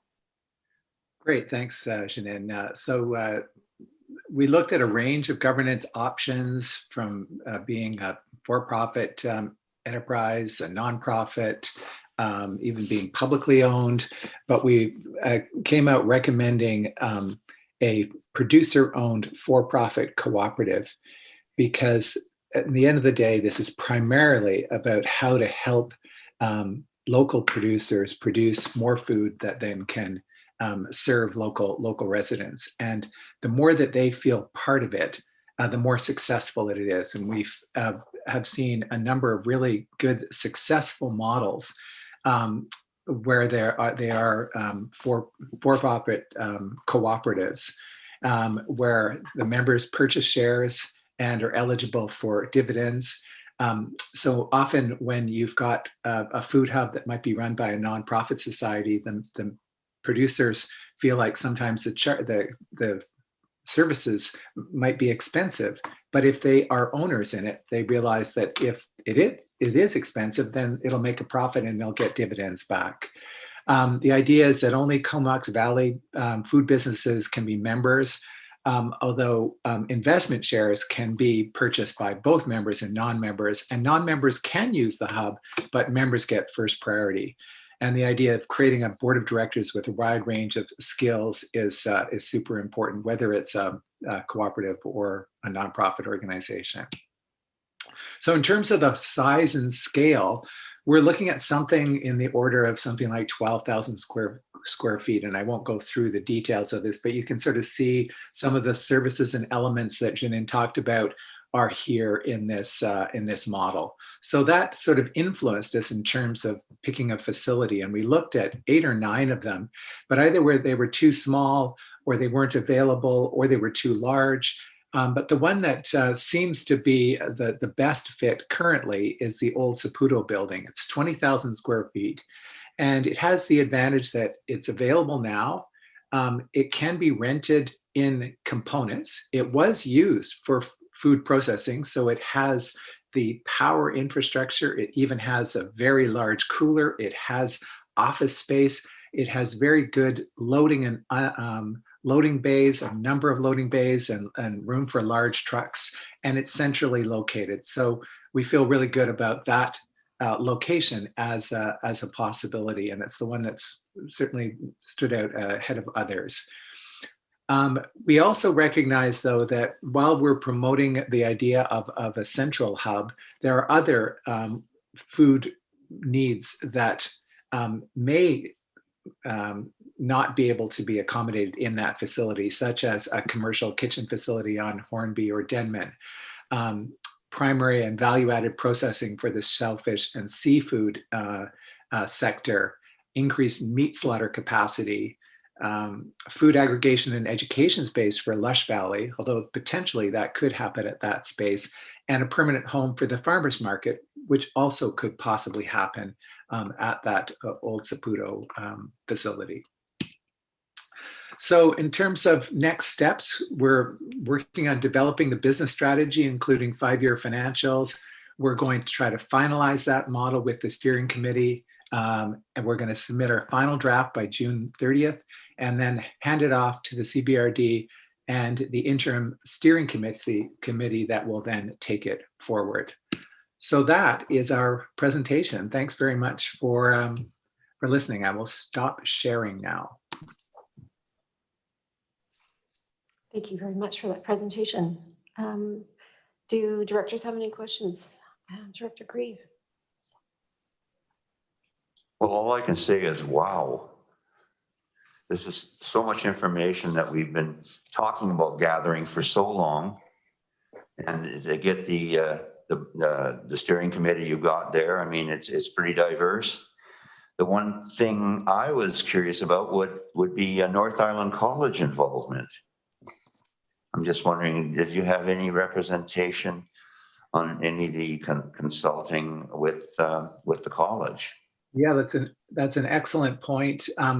Our philosophy is to collaborate with as many partners as possible, and certainly North Island College is one of them. And we imagine that some of those workshops and training programs that we spoke about would actually be delivered possibly by North Island College staff. We worked with North Island College on another food hub study up in Campbell River, so we're very familiar with them and know them and believe they would be good partners. But there are many other partners that we want to involve as well in this.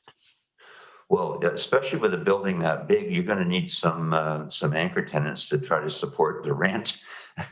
And you know, North Island College is famous for having campuses all over the place. So maybe be something to bring up for some thought in the future. Of course, we've got, you know, in the past we talked about working with the Comox First Nation, working with the Department of Defense and what have you. But this is very how do I put it? It's like I say, it's mind blowing for me. I mean, just the scale of it alone. I have talked to some of the farmers out there that have seen the draft on this, and they're very enthusiastic. They think that we can really scale up production in the valley with something like this. As you know, we're underachieving on that regard. So all I can say is, you know, it's quite a report, and I certainly are interested in seeing how it goes from here, how we can make this thing fly. It talks about, you know, funding streams and whatever. And I noticed that the Vancouver Foundation wasn't mentioned. And as you probably know, the Vancouver Foundation was funded by the Philbrook family back in the days of the logging in the Comox Valley. So a lot of that money is slated to come back to the valley. So it might be one to put on the list. This is $1 million deal. So I'm just wondering if you have any comment on you're talking about supporting it for 3 to 5 years. So that's, you know, that's the age-old question is, where's the money? Thanks. That's right. And we had a good conversation with the Ministry of Agriculture just to see where their funding program is at this point. We're aware of multiple food hub initiatives across the province that have received significant investment from the ministry, which would probably allow them to acquire matching funding, so getting that leverage going. At this time, the ministry wasn't able to give us a very solid update on when we would know more. Currently, that program is sort of in hibernation, and they might just be rethinking everything with COVID and, you know, just how, you know, provincial programs get rolled out and updated. We've been promised that they will bring us an update soon. But other than that, we have a nice long list of funders that we will, new funders that we didn't include in the report that we've learned about that we'll include as well. So yes, you're absolutely right. Getting producers, I'm so happy to hear you say that you've heard good support from producers. That is really the most important thing with this study. And so if we can get there with producer support, my sense is that the money is there. We just need to start. We need to have a green light, and then I say the royal we. Unfortunately, we don't get to be part of this with you, even though we'd love to do that. But to get sort of a green light on, yes, we're moving forward, and if and how, and start to get some of those grant applications out there, potentially even bringing in sort of a fundraising strategy to make sure that the resources are there. So yeah, we don't have the answer. We don't have. I wish I could give you an answer like, yes, there's this, certain pile of funding there for you. Having said that, though, there is some uncertainty with that, and that is a risk factor that we'll have to acknowledge.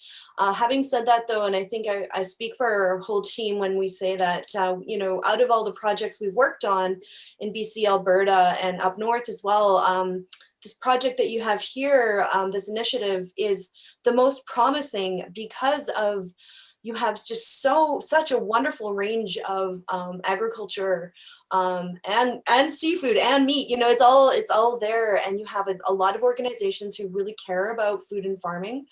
And those are really important ingredients that not everyone has. And on top of that, you actually have a potential site that passes the straight face test, at least at this stage of the game.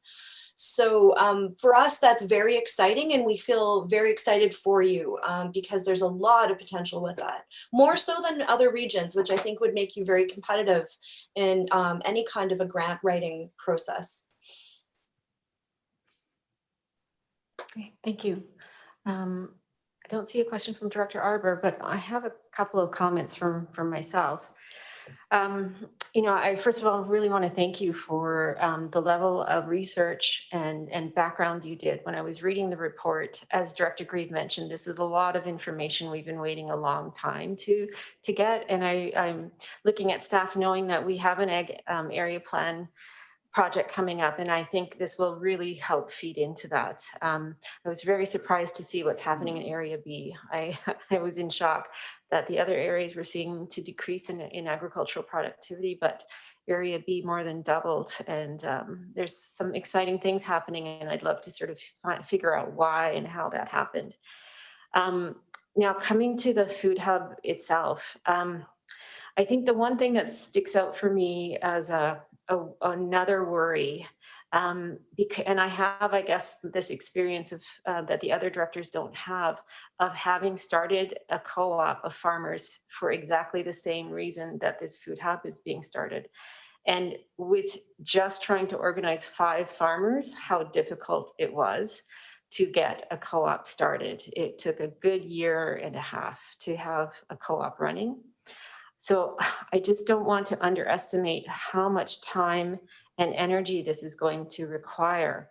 We have quite a fractured agricultural community at the moment. And I'm quite worried that we're putting all of our eggs in this basket of trying to bring everyone together. Not to say that it couldn't work, but the cooperative is something that's going to have to, it's like a separate project on itself that's going to have to be started and managed. And I'm wondering who is going to be doing the management. I don't know if that's something that the RD wants to take on. Within the agricultural community, I mean, who can do this? So I want to flag that the operations and governance, if it's being pushed onto an entity that doesn't currently exist, that could actually delay us even further. Versus, and I see, that Lush Valley was kind of sidelined in this process because they are the nonprofit. But having seen what they did in our curling rink and how much local product they were able to move and distribute into the community, over $150,000 of locally purchased food. I mean, this was the type of distribution that we're looking for. So I'm wondering if you can answer as to why they weren't chosen to be like one of the helping operators that have that capacity to do administrative work versus starting a brand new organization. Lush has been very involved in this process. Lush has been on the steering committee. I've had several conversations with Lush offline. So to the extent that we can, you know, Lush has been at the table in a very meaningful way through this process. We started off this process saying, you know, Lush or any other nonprofit for that matter, there's nothing to say that those entities can't be part of a food hub. What it is to acknowledge is that Lush is looking for a permanent home. They're, you know, in conversation with the Island Corridor Foundation about the railway station, and they're looking, you know, at other options. We totally appreciate that need and that organizational desire to have that home. When we're looking at scale, the scale that Lush is looking at and the scale that we think this site needs to be at in order to break even within a reasonable period of time, they don't really match up. Like the 12,000 square feet is sort of a minimum starting point, that medium scale. So there's that kind of almost a logistical difference there. Having said that, though, you know, as David mentioned, there's no reason, there's every reason, I should say, for Lush to be part, a user of the food hub, to be part of it. I think it's premature to really rule that in or out. I think the root of where we're coming from with this, and again, we're not married to any of these results, we're just reflecting what we've heard and adding that to our expertise around food hub feasibility studies, is that it needs to work for producers, and it needs to be at a scale for that to happen. We in conversations with Lush, we've talked about it. There was sort of a from one person's perspective within Lush, the Saputo facility was not ideal for a range of reasons, including that it wasn't being purchased. There was a perception that it wasn't accessible, etc. So that's fine if that's not if that's alignment doesn't exist. From this food hub's perspective, the line that we have to hold is putting forward an idea that eventually can pay for itself over time. In regards to governance, we always sort of explore the idea of alternative governance options, including government-owned facilities. Unlike in Alberta, for example, our Ministry of Agriculture doesn't have those kinds of resources to own and operate food hubs. We haven't ever received that indication from any government entity. So that's it would be a very radical shift for that to become a feasible option. On the co-op front, absolutely hear you. We know that co-ops can be problematic, can be challenging, can suck up a lot of time and energy that is, should be spent on the business side of things. However, the reason why we do recommend that co-op model is because it's one of the only ways that producers can stay in the driver's seat of a food hub. And we feel that that's really critical to maintain that connection to producers and to empower and enable producers to set prices, to make the deals that they want to do, to evolve the food hub as they see fit based on what's coming from the producer community. Yeah. Do you have anything else to add there? Yeah, and if I could just add on to that, I do think we acknowledge the challenge of it, and one of the tests will be, will producers come forward and be willing to join a co-op, and that's a real acid test. If they aren't, then perhaps another model like a nonprofit society that's more broadly governed could be a suitable option. We are influenced by those food hubs that have gotten to scale have often been co-ops. And again, that influences us.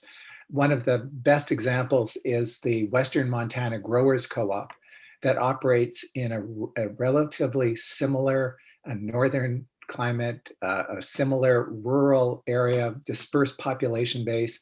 And they've managed to grow to over $3.3 million a year.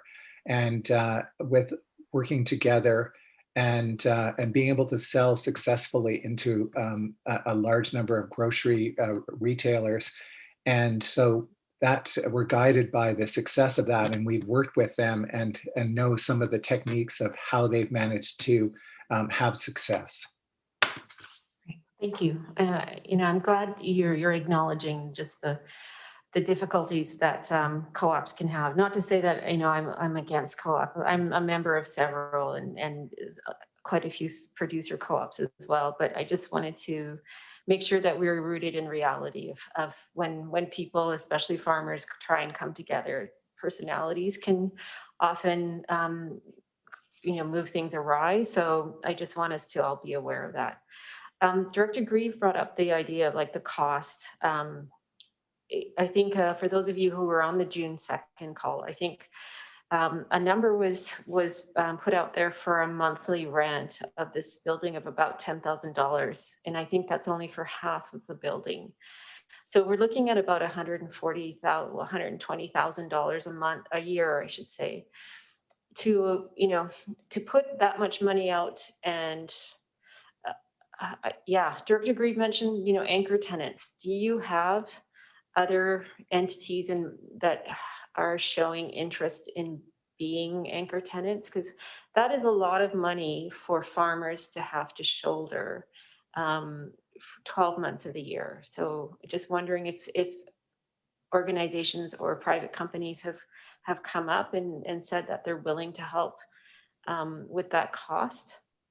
Yeah, I mean, one of the strategies that we look at is to hear what are current things that the producers are spending money on today that they're having to buy from off island at a higher price, and they could move that. And so, for example, we know that the hazelnut sector, we've heard that a number of the producers, the hazelnut producers, are sending their hazelnuts to be hulled and cleaned and shelled in Chilliwack. And if that could be done in the Comox Valley, then that would be significantly cheaper and they would have a lot more control over that.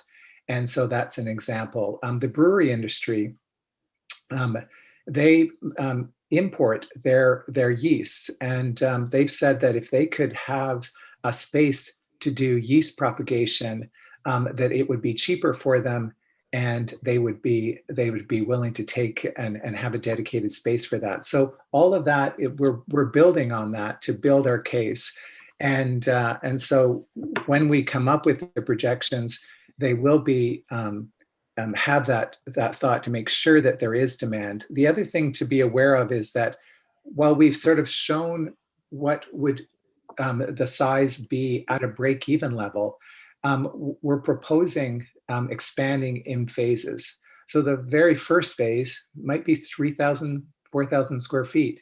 And then it grows to 12,000, but then it could expand beyond that.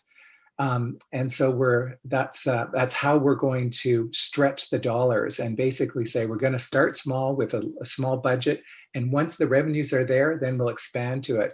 And one of the benefits of the Saputo building is that it can be rented out in phases as well, which is why it's favorable to us. Okay, thank you so much for that. Director Grieve has another question. Thank you. Yeah, you got the old axiom that build it and they will come. You can always make a point where, you have to think big in order to grow. I do say that there's a lot of ingenuity, a lot of creativity in the Comox Valley. I mean, with that comes differences of opinion, but that's what we do around this table too. And we end up with some compromise that everybody can live with in the end. But there's some possibility of growing this thing. I mean, I know that some of the farmers in the valley, I think one in particular, just slightly north of the Comox Valley, is trying to build a malting facility and a smoking facility, and has applied for some grants. I think federal grant on that one, and I don't know if he's got it, but just having this to point to would probably increase the possibility of some of the other initiatives going forward in the valley as well, which would benefit the whole. So, I think that I applaud the fact that this is producer focus rather than the distribution. It's all part of it. But I would think that we have to shed the misconception that the Comox Valley can't agree on anything. I don't know where that came from, but we have to go beyond that right now and move ahead in a positive way. And I think Minister Poppin a couple of years ago on a call, it was almost a couple of years ago now, encouraged us to think big. So if this isn't thinking big, I don't know what is. We're talking about $13 a square foot. That's in today's market, that's pretty good. So, they got all the pieces here. It's up to us what we do with it. And I really believe in the wherewithal and the capability of local producers to pull together and with something that's as substantial as this. And again, once you get it moving forward, then you stand a lot better chance of getting other funding from other areas. So you got to make that first step. And I think this is great. Thank you.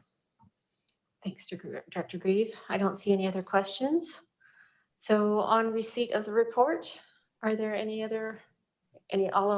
oh, where's my head? In favor? Is everyone in favor? Any opposed? And that is carried. And thank you very much to David and Janine for coming in and for all your work. Thank you. Thank you. Great. We're going to move on now to item number 11, the Coast Flood Mapping Project update for receipt. Move it. Moved and seconded, and over to staff. Thank you very much, Chair and Directors. And Robin Holm is here to introduce this report and answer your questions. Just a second, Robin. Thanks. Good afternoon, through the chair to the committee. I'm here today to bring forward our coastal flood mapping project, as well as introducing our second phase of work, which is the coastal flood adaptation strategy. As you may recall, we started this project back in 2018, hot on the heels of the Oyster River flood risk assessment. We submitted an application to the National Disaster Mitigation Program. We applied for to undertake flood mapping, and we were successful in receiving $500,000 to undertake this work. Carewood Lytle was retained to develop the flood mapping, and Ebwater was retained as the CBRD's engineer. The CBRD recognized that this is a highly technical project, and we wanted to ensure that we were able to meet the program requirements. And so that's why we retained Ebwater for that role. We took a regional approach to this project, and this included mapping adjacent jurisdictions. And this would include the Strathcona Regional District, the town of Comox, the city of Courtenay, as well as mapping the Denman and Hornby Islands. And it was our intention that we would include this jurisdiction and then share the data once the project was complete. And this would be to inform future decision-making on flood planning, emergency preparedness, climate change planning, as well as asset management. It was our intention that this project would help us to better understand our coastal flood hazard as well as the risk, and that we would have a better understanding of sea level rise and the climate change impacts that come along with sea level rise. We met the guidelines for the mapping, and there was several provincial documents that outlined this, and this is what FWater and Carewood Lytle did with our mapping data. The project deliverables for this project included a series of regulatory maps. I believe there was 170 maps that we will have a look at, as well as digital mapping data. And this was accompanied by technical memoranda that essentially explains the methodology that was taken for the modeling and the mapping. And as well, there was a final summary report. And I will also mention that staff are developing 2 web-based applications to view the mapping. There will be a public-facing app similar to the AAP that you've seen online, and then there will be an internal-facing application that will provide greater detail and information for staff to view for applications and other CBRD projects. Eric Morris is here on the line. He's a coastal engineer with Carewood Lytle, and he is here to present on the coastal flood mapping project. This is the first phase of work. Thank you. I'll turn it over to you.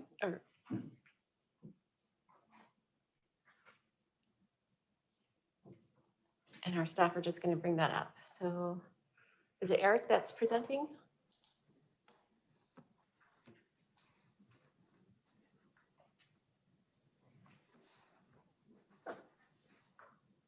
I think you're unmuted, so do you want to try just speaking? We're not hearing anything. Good afternoon. Can you hear me? Yeah. Perfect. Yeah, I'm Eric Morris. I'm a coastal engineer and the project manager for the Coastal Flood Mapping Project. I'm going to talk about the scope of our study and the study findings. The project was completed by Carewood Lytle Associates, who I work for, with the support of Coast Cascadia Research and Bazet Land Surveying. Next slide, please. The main objective of the project was to produce a variety of floodplain maps that can be used to manage land use in flood hazard areas in the regional district. The maps include the impacts of climate change, nominally to the year 2200. So the intent is that they can be used to manage future flood hazards as well as existing ones. Geographically, we prepared mapping for the entire CBRD coastline, including Denman and Hornby Islands, the Oyster River downstream of Highway 19, and the Courtney, Lower Puntledge, and Solom rivers. The maps can be used for land use planning, for example, being referenced in a floodplain bylaw. They can be used for risk assessment and climate change adaptation planning, which Tamsin Lyle will be talking about after me in the context of a follow-on project. And they can be used for emergency management. Next slide, please.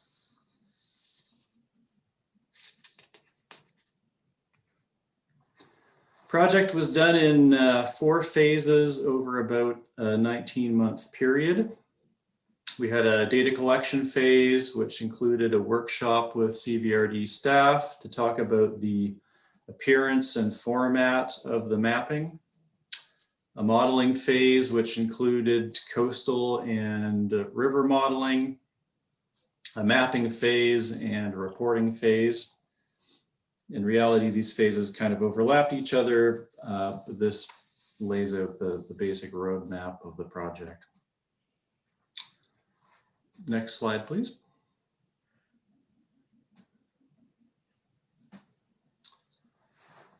As I mentioned earlier, the mapping is intended to be used for risk assessment and for planning for climate change. So this means that we needed to look at a variety of scenarios. So the regional district would have mapping which shows how flood extents are expected to increase as sea levels rise and rainfall intensity increases. We also mapped a variety of storm intensities to show how much flooding occurs for different severities of storms. So to be specific, we mapped scenarios with 0 meter, half a meter, 1 meter, and 2 meters of sea level rise. 1 meter of sea level rise is the province's projected value for the year 2100, and 2 meter is the projected value of sea level rise for the year 2200. We also looked at a range of storm events, from storms having a 10% probability of occurring in a given year to storms having only a 0.2% probability of occurring in a given year. These probabilities cover the range that's typically used for engineering, risk assessment, and land use management. For the wave modeling, the model includes the entire Strait of Georgia. And we used an in-house model to estimate how high the waves run up on the shoreline to get the flood level. And we built one-dimensional and two-dimensional models of the Oyster and Courtney River system to model the river flood levels. Next slide, please. This table summarizes the types of mapping we produced. So there's 4 basic different types of maps. There's the base mapping, which we use to build the models and make the maps. In the future, it can be used to build other types of mapping for planning purposes. We developed regulatory floodplain and setback mapping, which can be used for land use regulation and emergency management. We developed a variety of different types of hazard mapping, which I'll show examples of a bit later in my presentation, and maps of climate change or sea level rise planning areas. Next slide, please. The base mapping includes LiDAR topographic data, which is collected from an airplane using LiDAR laser technology. We got the LiDAR from GeoBC, which is part of the provincial government, but we got it in raw form, so it was processed as part of this project. This slide shows a sample of the LiDAR for South Hornby Island. You can see that it's quite remarkable resolution, even resolving the boulders at the base of the bluffs there.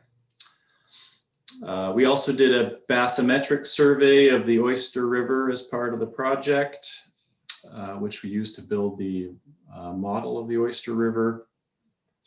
And another thing we did to improve the look and usability of our mapping was digitize the building outlines of every structure in the CVRD that we could see in aerial photos. A sample of that is shown in the lower right-hand corner of the slide. Next slide, please. Here's an example of a regulatory floodplain map. So we developed a set of 163 maps at 1 to 4,000 scale to cover the study area. They were prepared according to the guidelines developed by the province. So they're basically a regulatory benchmark for land use planning. And they show the expected flood extents for a storm with a 0.5% chance of happening in a given year with 1 meter of sea level rise. And the mapping includes a freeboard added on top of the modeled flood level, which is basically a safety factor. Next slide, please. The next few map examples I'm going to show are for the Little River area, which is in Electoral Area B. It's a relatively low-lying area at the mouth of the Little River, and it includes a BC Ferries terminal. And this is what it looks like from the air. Next slide, please. Here's a zoomed in view of the regulatory map, which covers the Little River area. and a snippet of the legend of the map. So these regulatory maps show the floodplain limits, which is a dashed gray line. The area that's flooded is shaded in yellow. The flood levels are labeled, and the coastal zone limits are shown as red dashed lines. And these coastal zone limits are the boundaries between zones with different flood levels, because the flood level varies as you go along the coast depending on the exposure to waves and the topography. The maps also include a hillshade background generated from the LiDAR that gives an indication of the topography, building outlines, and road and parcel boundaries. Next slide, please.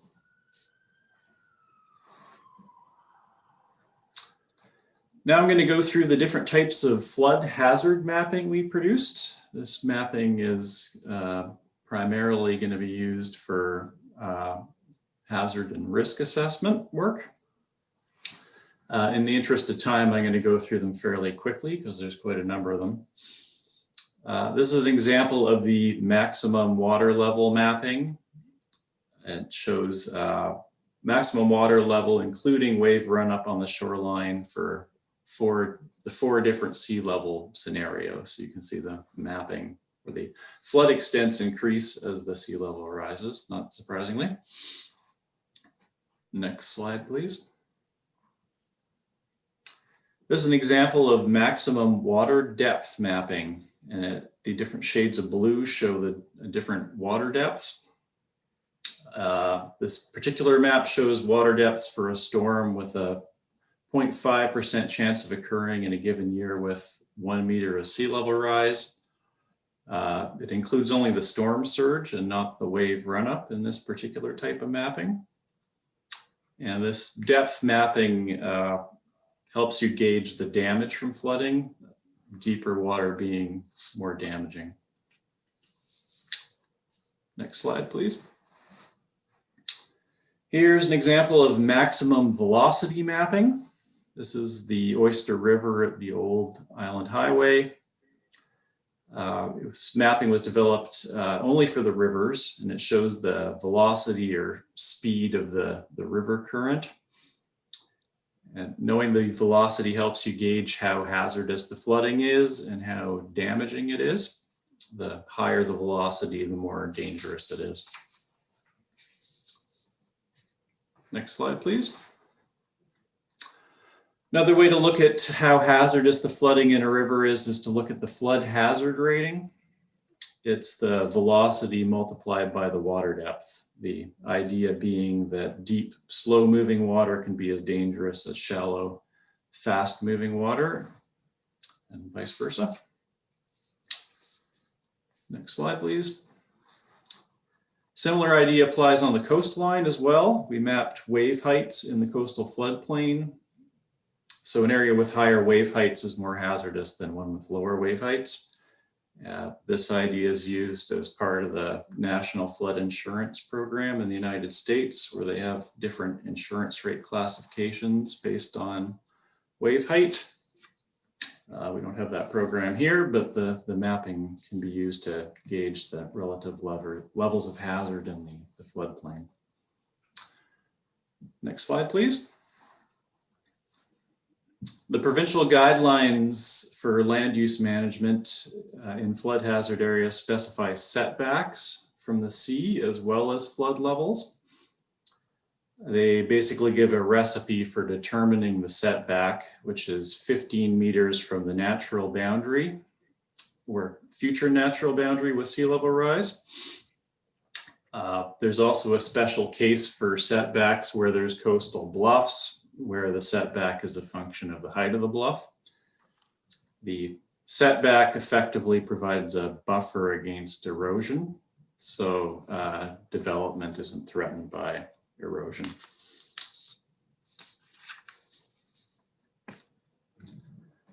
And here's an example of setback mapping for the Little River area. The setback line is the blue dashed line.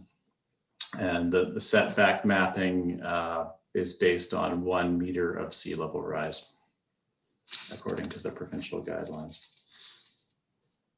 And finally, we have the sea level rise planning areas. The method for mapping these is again prescribed in the provincial guidelines.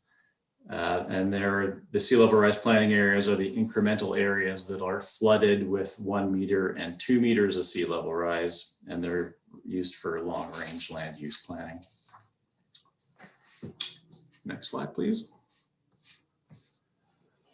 This figure provides a summary of the floodplain area broken down for the various areas of the CVRD for existing conditions and conditions with 1 meter and 2 meter of sea level rise.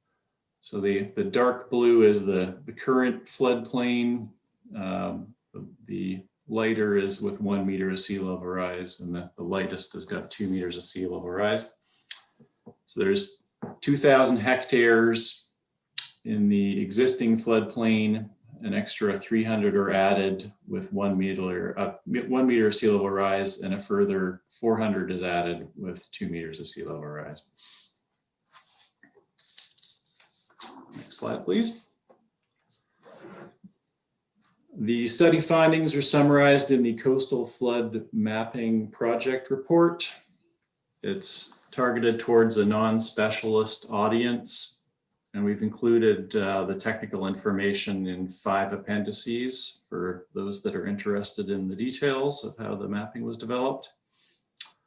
The regulatory mapping is provided in a PDF document, and the rest of the mapping, including the hazard mapping that I showed, has been provided in a digital format, which allows it to be layered, combined with other mapping, and viewed in a variety of ways, including in online applications.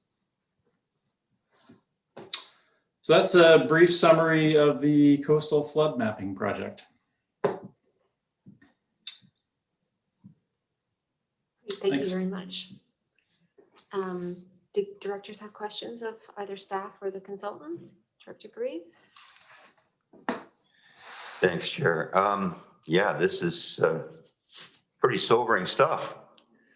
I can see them trying to shoot the messenger when this comes out, but you know, it is what it is, and the sooner we start preparing for the inevitable, the better off we'll be. But I know we had a little discussion up in Oyster River at the fire hall around this preliminary concept of mapping, and some of the property owners didn't want to know about it. In fact, they're quite concerned about their insurance and what have you, and why are we even doing it? But I think, again, we have the duty to warn. And this is incredible stuff, especially some of that LiDAR stuff. Pretty amazing. So I think you're going to be, it's going to be a little difficult trying to manage the message on this, maybe. We take a look at of the Little River area and whatnot, and of course the Oyster River area where I come from, and it's going to be considerable, but you know it needs to be done. I really think we have to get a handle on what is going to be happening with sea level rise, and there's no avoiding it. So I just don't envy being you guys, because you're probably going to bear a little bit of the wrath of some of the property owners around the fact that they have built their house on sand. Thank you. Director Grieve, Director Arvin? Yeah, thanks. I'm really thrilled to see this work come forward, and I think we'll be bearing it, not necessarily the consultants who prepared who prepared the report. But I think a lot of our residents expect us to be prepared for climate impacts. And I think this study is a major piece of that will allow us planning. A lot of questions for me coming out of it. There was a section in the report in my area around Ships Point that was providing a bit of a case study or finer detail around what the impact could be, including on the road going to Ships Point. So for me, it's good because you start to see areas that may be less affected or areas that may be affected in other ways. if the modeling is correct, which I'm sure it's pretty good these days. But it will lead to questions going into the strategy part, you know, so using that example of Ships Point, for example, you know, I guess we'll have to think about how different jurisdictions collaborate together between, say, the Ministry of Transportation for that road and ourselves. I'm sure it will impact zoning. There's already lots of places that I know it would impact.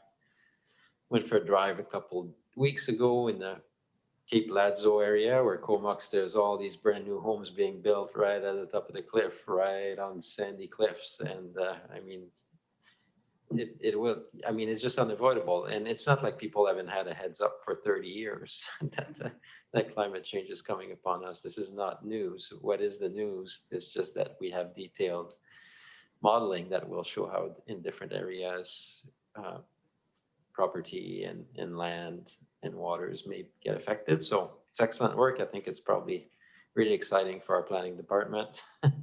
I think Director Grieve is right for waterfront property owners and others. But again, we're looking at 100 and 200 years. So for some of them, they're looking at their lifetime of enjoyment, and there's nothing happening tomorrow morning unless there's a tsunami or something, but that'd be unrelated to the long-term trend. So yeah, I think it's great. I think the report is excellent and raises really good question heading into the strategy component next year or two. Thanks. Thanks, Director Harbour. You know, as the director for Area B, where we see a lot of impact of sea level rise, I just want to counter the future because I'm already getting through the wintertime complaints from residents in Little River where Astra Road is flooding in the wintertime already. So we know that you saw the map of Little River that it's currently already in the floodplain and without sea level rise. So, you know, I echo Director Creeve's comment that this is going to be difficult for a lot of people to see, but that this information is really important that we're putting out there. And I know there's a part 2 project that's already in the works, so I'm going to kind of, because I think as policy people, we're always like, okay, what next? What are we going to do about it? But I know you're working on those scenarios, so I'm not going to try and jump into that. But I do know that you probably were working already, and I saw the list of other agencies, and particularly KFN and DND, I'm assuming have seen these results. And I'm wondering if there's any kind of comments that have come back from them around, you know, what's happening in their jurisdictions. Have they said anything about, I mean, Goose Bit is pretty much, you know, in such, it's so susceptible right now. Have either of those groups commented about what's going forward? Through the chair to the committee, we have been in discussions with KFN over the course of the development of the project. We are waiting to hear back on the results of the coastal vulnerability study that KFN has commissioned, and we're hoping that they're going to be an involved stakeholder in our second phase of work. In our second presentation, we're going to be essentially walking through some of the areas that are most impacted, and we can touch on Goose Bit at that time. Also, we were waiting for the direction to share the results. We wanted to bring them forward to committee first and to the board, and then once the recommendation is passed, we will share that with all of our regional partners. We're essentially going to be sharing all of the data with all of the partners. Okay, well, I look forward to the feedback that we're going to hear, both negative and positive. So thank you to everyone who put in a lot of time and energy into this project. Yeah, Director Harbour. Sorry, in terms of who we're sharing with, did we have the Ministry of Transportation on that list at all? Or the ministry has been identified as a stakeholder, and they will be engaged with in our second phase of work. Okay, thanks. And we're happy to share the data with anyone who's interested. Thank you. Any other questions on the report? Yeah, Director Grieve. Just quickly, so what's next steps as far as informing the public goes? I'm glad you asked. We're going to get into it with our second phase of the project. Okay, so with that, I can get started. Oh, okay, there's a second part. Okay, of course. Yeah. Yes. There's more. There is more. Absolutely. Well, we knew this was going to be a lot of information, and we knew that the so what was going to be a very critical part in our coastal flood work.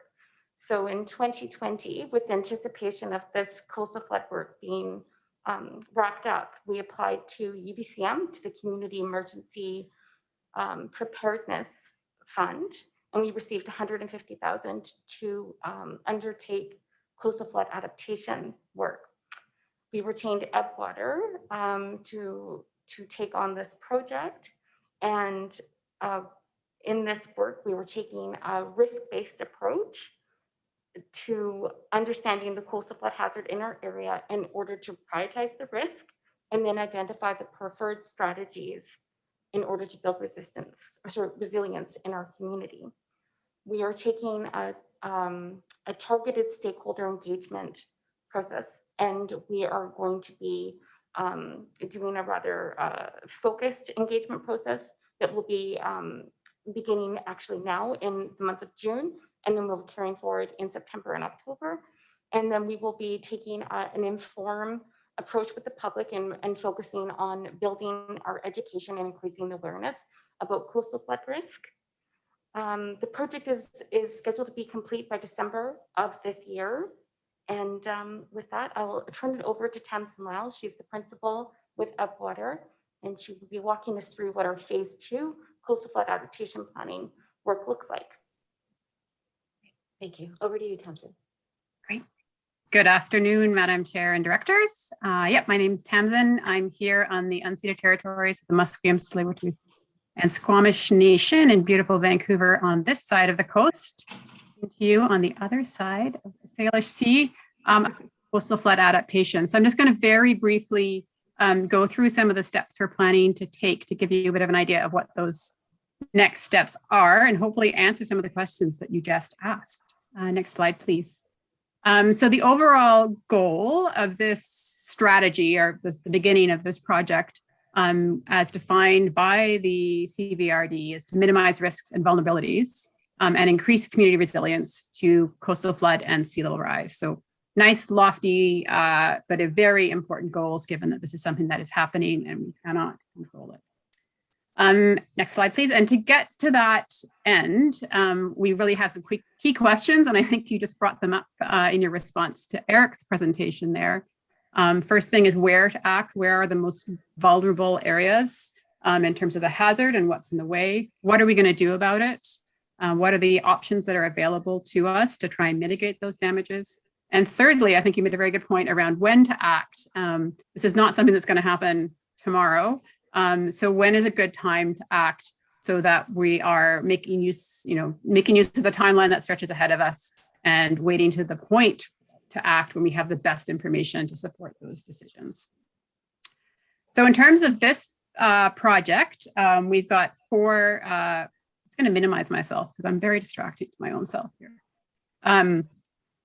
4 parts to the project, or at least three parts within this body of work.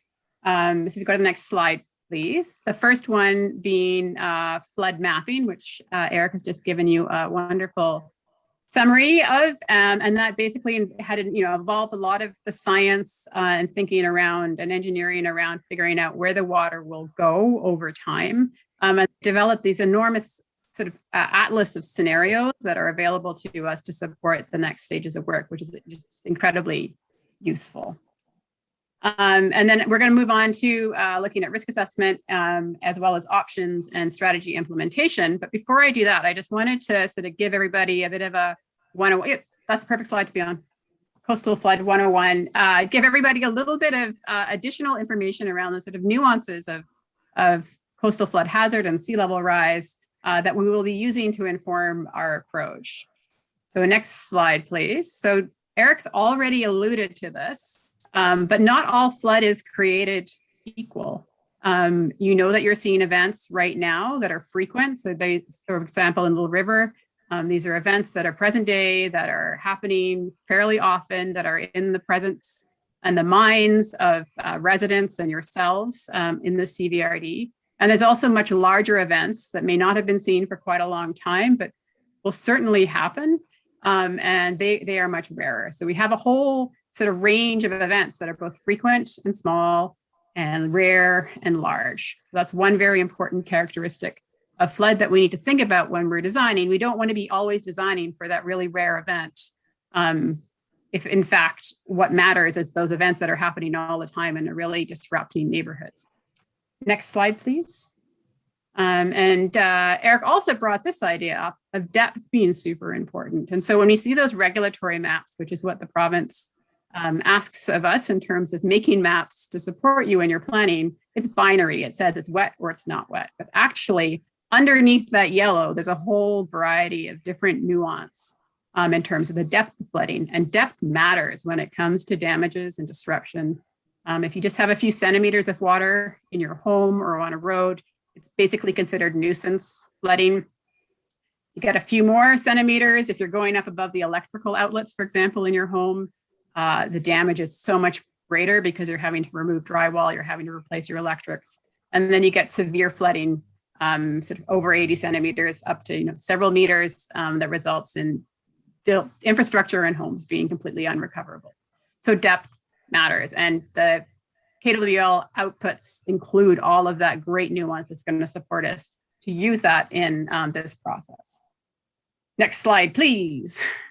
There are also a plethora of other characterizations for flood hazards that we will be considering as part of this project, but I'm keeping this short today so you don't have to hear about all of my nuanced characters of flood.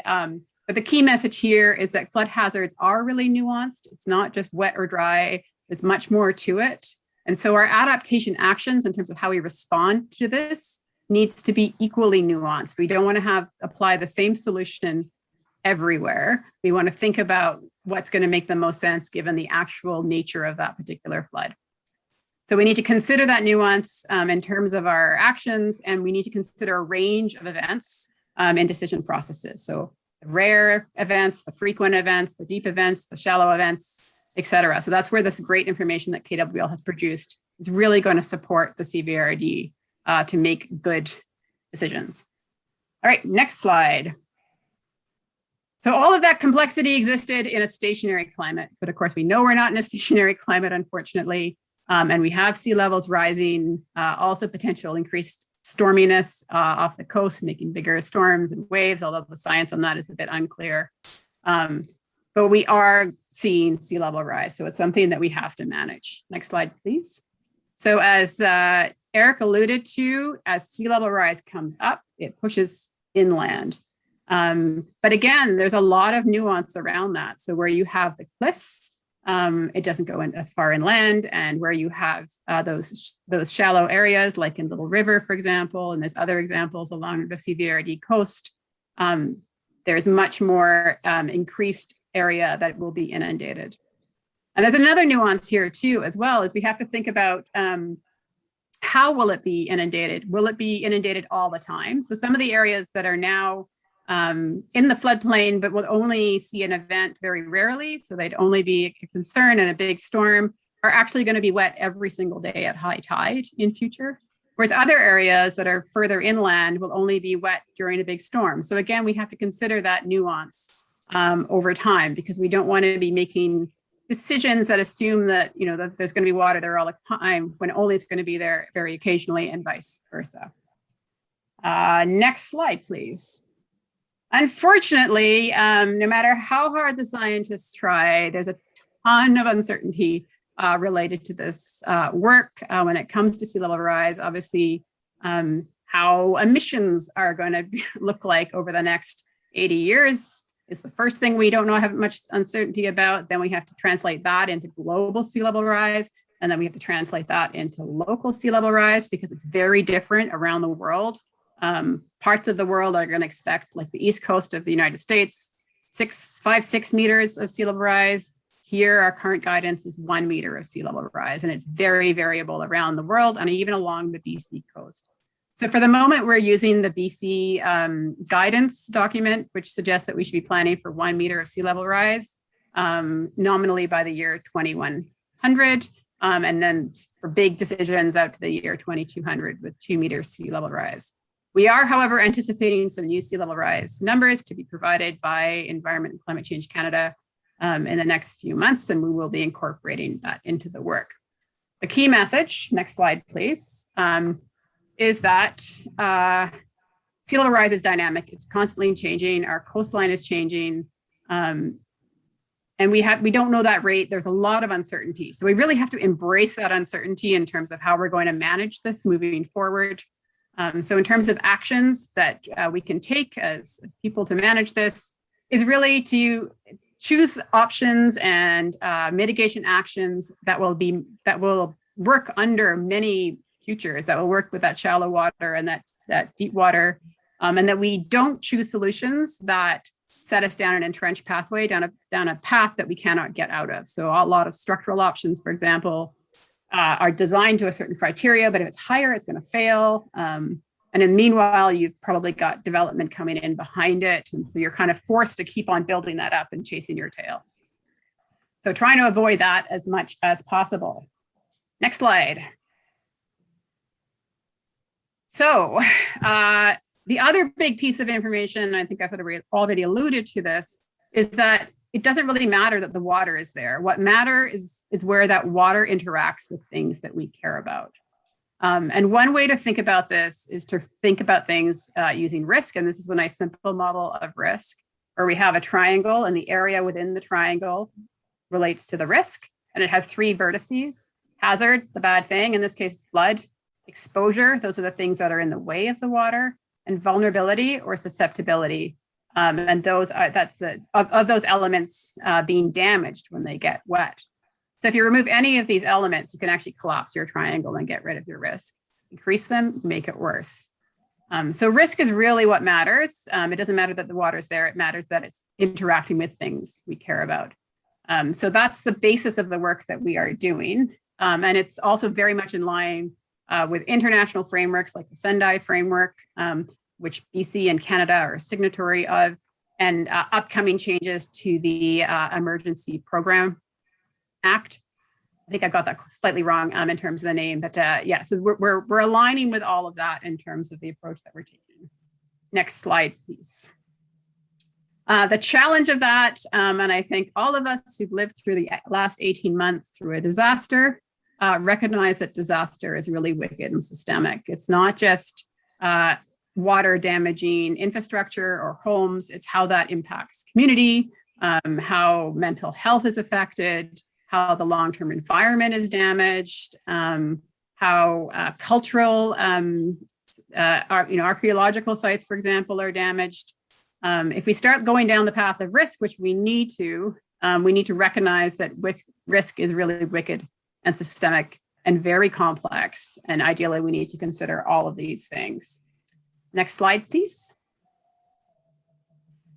So key message number 3 for you folks is that risk is really what matters. It doesn't matter that the water's there, it matters what's in the way of it. But risk is extremely messy and complex, which makes everything else afterwards harder. But the action here is that we will use risk as the basis for any analysis and acknowledge the messiness and uncertainty. Next slide, please.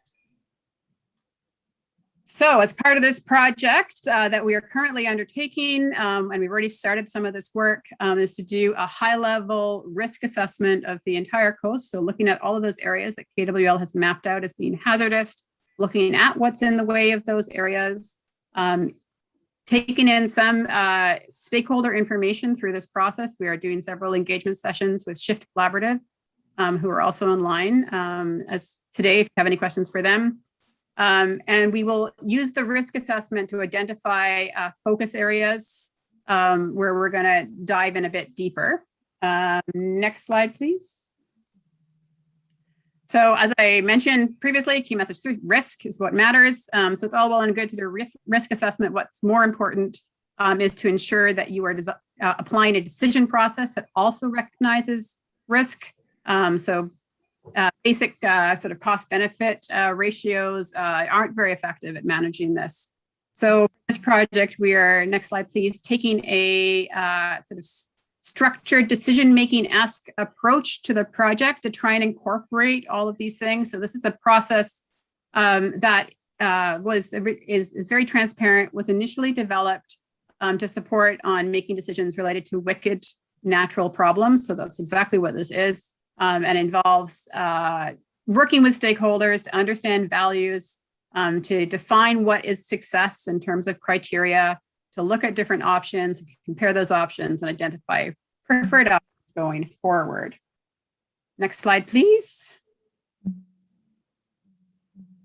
So that's what we're doing as part of this project over the summer and into the fall. We are developing a decision tool to support the CVRD to work in future, to build some capacity within the CVRD to move forward and make decisions in future for any area of the coastline that becomes a priority. We will be doing a very detailed decision process for one focus area and a simplified process for 2 other focus areas. And that's the main part of that slide there. Moving on, please. And once all of this information is in hand, the CVRD will be in a very good place to move forward with strategy and implementation in future phases. There are quite a few programs at senior government levels, different programs to support funding for this type of work at the moment. So this piece of work is the sort of the next really sort of foundational piece of work that will support you to get to the point of actually implementing it. It's also the very necessary point in terms of those granting programs. You must do the risk assessment and options assessment before actually delivering on implementation. And I believe we're almost there. So just to wrap up, so at the outset, I said there was three key questions: where to act, and through this project, we will be conducting the high-level risk assessment that will establish where are the riskiest areas today and in the future in the CVRD to support where should be the priorities. In terms of what to do, we will be developing this decision tool for one area and building capacity within CVRD staff to move forward and look at this in other areas. And in terms of when to act, that is something that could be done with all of this information in future once risk tolerances are incorporated into the work. And I didn't want to leave, next slide, please, everybody on a sad note, because this is quite overwhelming at times to understand that this is going to have a huge impact on your community. And so I like to frame it like this. So we know that risk is human caused. It's because we've put ourselves in the way of these hazardous conditions, and sometimes not built with resilience in mind. So we know that it's human caused. And so I think with a bit of humility, we can really solve this ourselves too. So I think this is an opportunity to sort of embrace climate change and use it as a mechanism to think about a lot of different things in these communities to make them more resilient to many different disaster scenarios. And just FYI, tsunami is not a big risk in your region. So Councillor Arbor, I think you're good for that. And that's it for me. Thank you. Thanks very much, Tamsin. Do any directors have questions on that? I don't see any. I think we're all, Director Arbor here. Hungry, you're all hungry. Well, probably that's it, but we will. No, it looks like a good roadmap in terms of strategies, and maybe climate change will also force us to rethink about how we exist as a society. I'm going to go big picture before lunch here, but if we think about Comox First Nation and all the First Nations along the coast, they used to utilize the territory in all kinds of different manners and move around, and we have become such an individualistic culture where this is my piece of property, and if climate change doesn't affect it, that's awesome, and if it doesn't, that's my problem. And it may be that we'll learn to, as I look at some of my communities that may get affected, we'll have to think a little bit differently perhaps about how we structure ourselves and how we share risks as a society. Thank you. Thanks for that. And yeah, I'll echo that. This is going to be maybe a very cold splash of water in the face of some people that have been putting their head in the sand of what's approaching.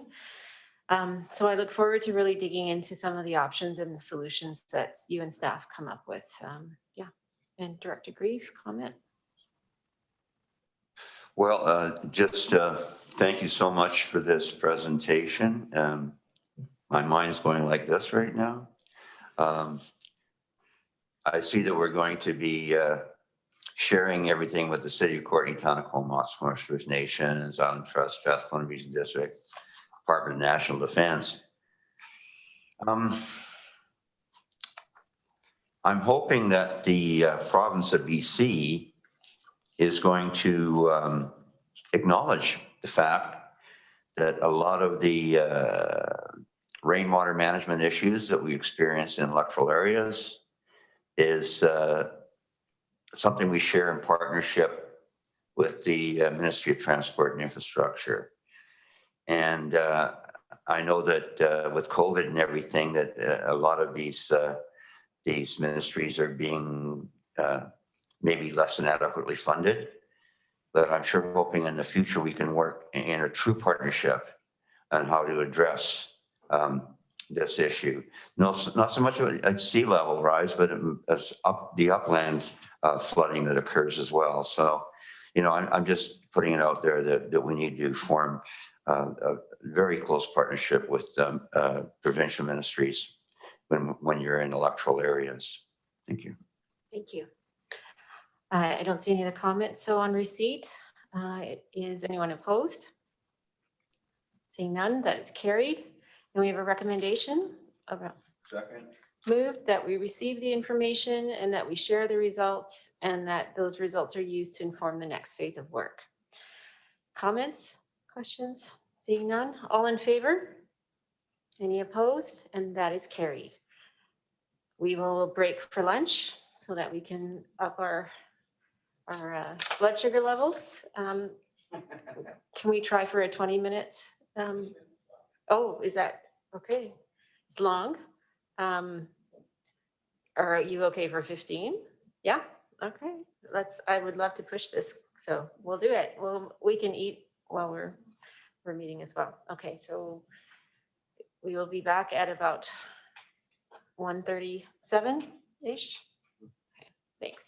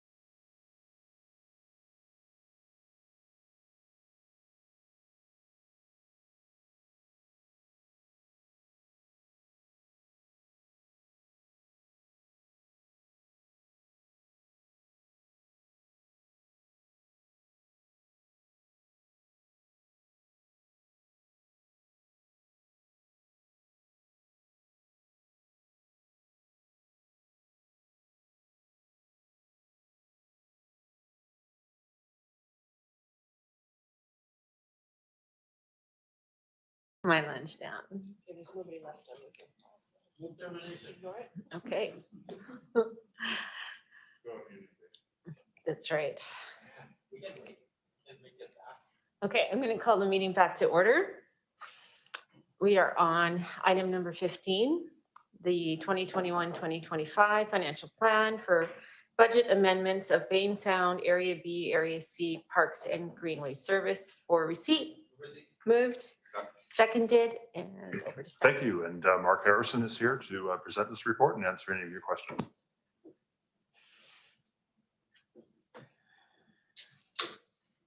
Mark, thanks. Thank you, CEO, and through Madam Chair. Staff is requesting $45,000 for function 61 parks to support increased costs for the Yates to Moore Road Stair replacement project. We're recommending this come from Capital Works Reserve 855. So just to be clear, this would be in addition to the current $40,000 budget. So the total budget would be $85,000. The original budget didn't foresee the dramatic increase in terms of supply and labor costs and general market labor shortages as a result of COVID. And also with the original budget, it didn't have aluminum casings, it was wooden casings. So that also increased the cost. So currently we sent out 4 requests for quotes and we got 1 quote back. It was approximately $50,000. So yeah, that staircase gets quite heavy use and it has been in disrepair for a number of years. So park staff is hoping you'll support that budget amendment. Thanks. Thanks, Mark. We have a question from Director Arbor. Thanks. That's okay with me to get the project done, but I am outside of this project. I'm also hearing rumors. For example, there's just rumors on the street that, for example, the playground at Fanny Bay may come over budget. So I'm wondering if there's other items that the director should be aware in terms of if you bring an extra 45,000 every meeting, we might start asking questions. So I'm just wondering in context of all of our capital projects for the year, whether we are observing the same thing with other projects, because then that might have an impact on our overall budget. Yeah, thank you through Madam Chair to Director Arbor. Thanks for that question. I appreciate that. Yeah, I don't actually foresee any other capital projects that are going to go over budget. So we just got quotes back for our Morrison Bridge, and we have sufficient funds for that to move that project forward. In terms of the Fanny Bay project, that should be on budget. So I don't see any additional budget requests for that. Thanks, Mark. And just a comment too that, with COVID, we know that that park in particular, the Goose Pit Stairs, has been quite heavily used. And yeah, it's too bad that the way that wood prices are really impacting this project, but I think it needs to be done. I don't see any other comments. So on receipt of the report, all in favor? Any opposed? That's carried. And we have a recommendation. Moved and seconded. Comments, questions? No, hearing none. All in favor? Any opposed? That's carried. Thanks, Mark. Next is Union Bay Improvement District Conversion Bylaw updates for receipt. Moved and seconded, and over to staff. Thank you very much. And James Warren, Deputy CAO, is here to present this report and answer any of your questions. Thanks, Russell, and good afternoon, directors. So in May, we presented a staff report to the Electoral Area Services Committee that provided the update on the Union Bay Improvement District transition conversion process. And we're here again today to provide a couple additional pieces of information and make some recommendations specific to a few different bylaws. These recommendations stem from an interest on the CVRD's part to put in place some practices right away to either create the operational ability to undertake quarterly billing, for example, or to respond to UBID trustees' interests that they've identified over the past number of months. UBID had gone through a bit of a strategic planning exercise earlier this year and identified a couple of topic areas that they had interest in. And so I can just quickly walk through these recommendations to provide that context. The first recommendation speaks to changes to a water tolls and charges bylaw to enable quarterly billing. The CVRD's current water systems are billed quarterly, and it would be our intent to align the Union Bay system in the same regard. And so the changes to bylaw 278 would allow for that quarterly billing. The billing would be put into place effective for the second part of this year, of course. And so the first set of bills that the CVRD would issue in September, October will be on that quarterly basis. The second recommendation is somewhat similar and just ensures that the UBID bylaws, which we will be inheriting, can align with CVRD practices around removing the 10% penalty and interest charges, as that's not a practice that the CVRD undertakes. The third recommendation relates to an issue whereby the Union Bay Improvement District identified B parcels. These are parcels that are inside the UBID territory or boundaries that are not being charged for water parcel taxes at this time. UBID had an interest in pulling those parcels that should be charged into its billing system. And so UBID wasn't able to put that in place before the end of their term, before the end of June. And they've asked that we could take that process on. This is something that we would integrate with our normal parcel tax roll review panel process. It's an activity we undertake every year for any parcel taxes that we do issue. And we would apply the same practices that we do for our existing water services, park services, any of our services that have parcel taxes. We would apply the same opportunities there for the Union Bay water system and fire system for that matter. Recommendation 4 relates again to one of the UBID strategic priorities. UBID was interested in having standards in place for development opportunities and for developers. The CVRD, we're proposing that we include reference to the master municipal construction documents as that standard for development activities. It is a practice that we undertake already for the water systems that we operate and deliver. And so we would be applying that same practice to Union Bay. In this case, we would be making it more formal by actually including it in bylaw 226. And then finally, the fifth recommendation speaks to incorporating the Union Bay Fire Protection Services into the CVRD's Fire Services Administration bylaw. That's an overarching bylaw that respects the Fanny Bay, Denman, Hornby Fire Services and provides that administrative model. So we would be proposing that Union Bay be brought into that same bylaw number 280. And with that, there's a few people from the team here that can answer any questions that help put this report together. So, okay, Madam Chair. I see Director Arbor has some questions. Yeah, thanks, James, for all the good work on this. The ton of work by all the different staff teams. And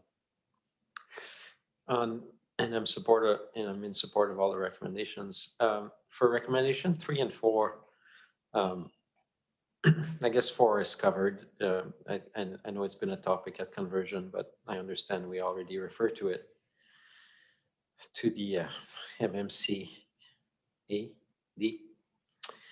For number 3, the question that still remains to me was just not having the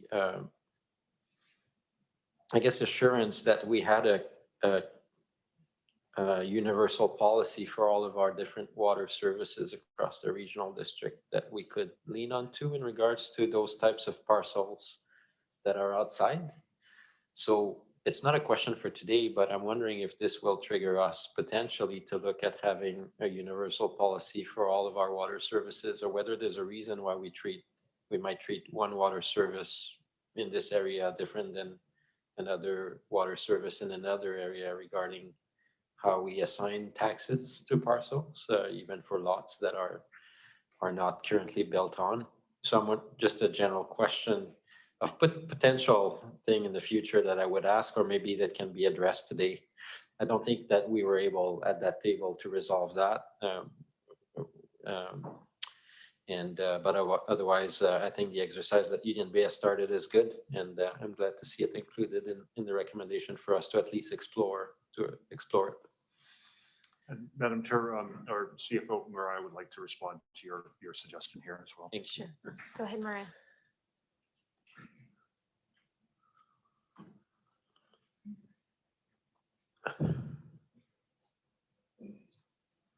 Thank you through the chair to Director Arbor. We did make note at this parcel tax review panel, your comment regarding this, so it's not been forgotten. It's just, we plan to do a comprehensive review of all of our parcel taxes in the fall and come back and present at that time. Okay, so we might have more information at that time. Mhm. Excellent, thank you. Great, thanks. Any other questions? Okay, seeing none, then on receipt, all in favor? Opposed? Carried? And we have a number of recommendations. Are you comfortable with all five? I'm comfortable. I am too. Oh, hold on. Are we okay to move all five or do we? Okay, yeah. So the motion is to move all five recommendations at once. Is that seconded? Seconded. Second. Any comments on that recommendation? Director Arbor, sorry. Yeah, just want to thank staff for doing that.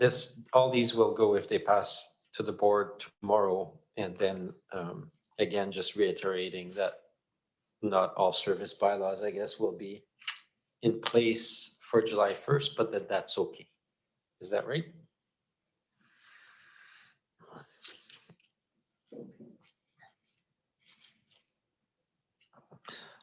Certainly, there are two bylaws on tomorrow's agenda for the board meeting, on the presumption that the committee here approves them.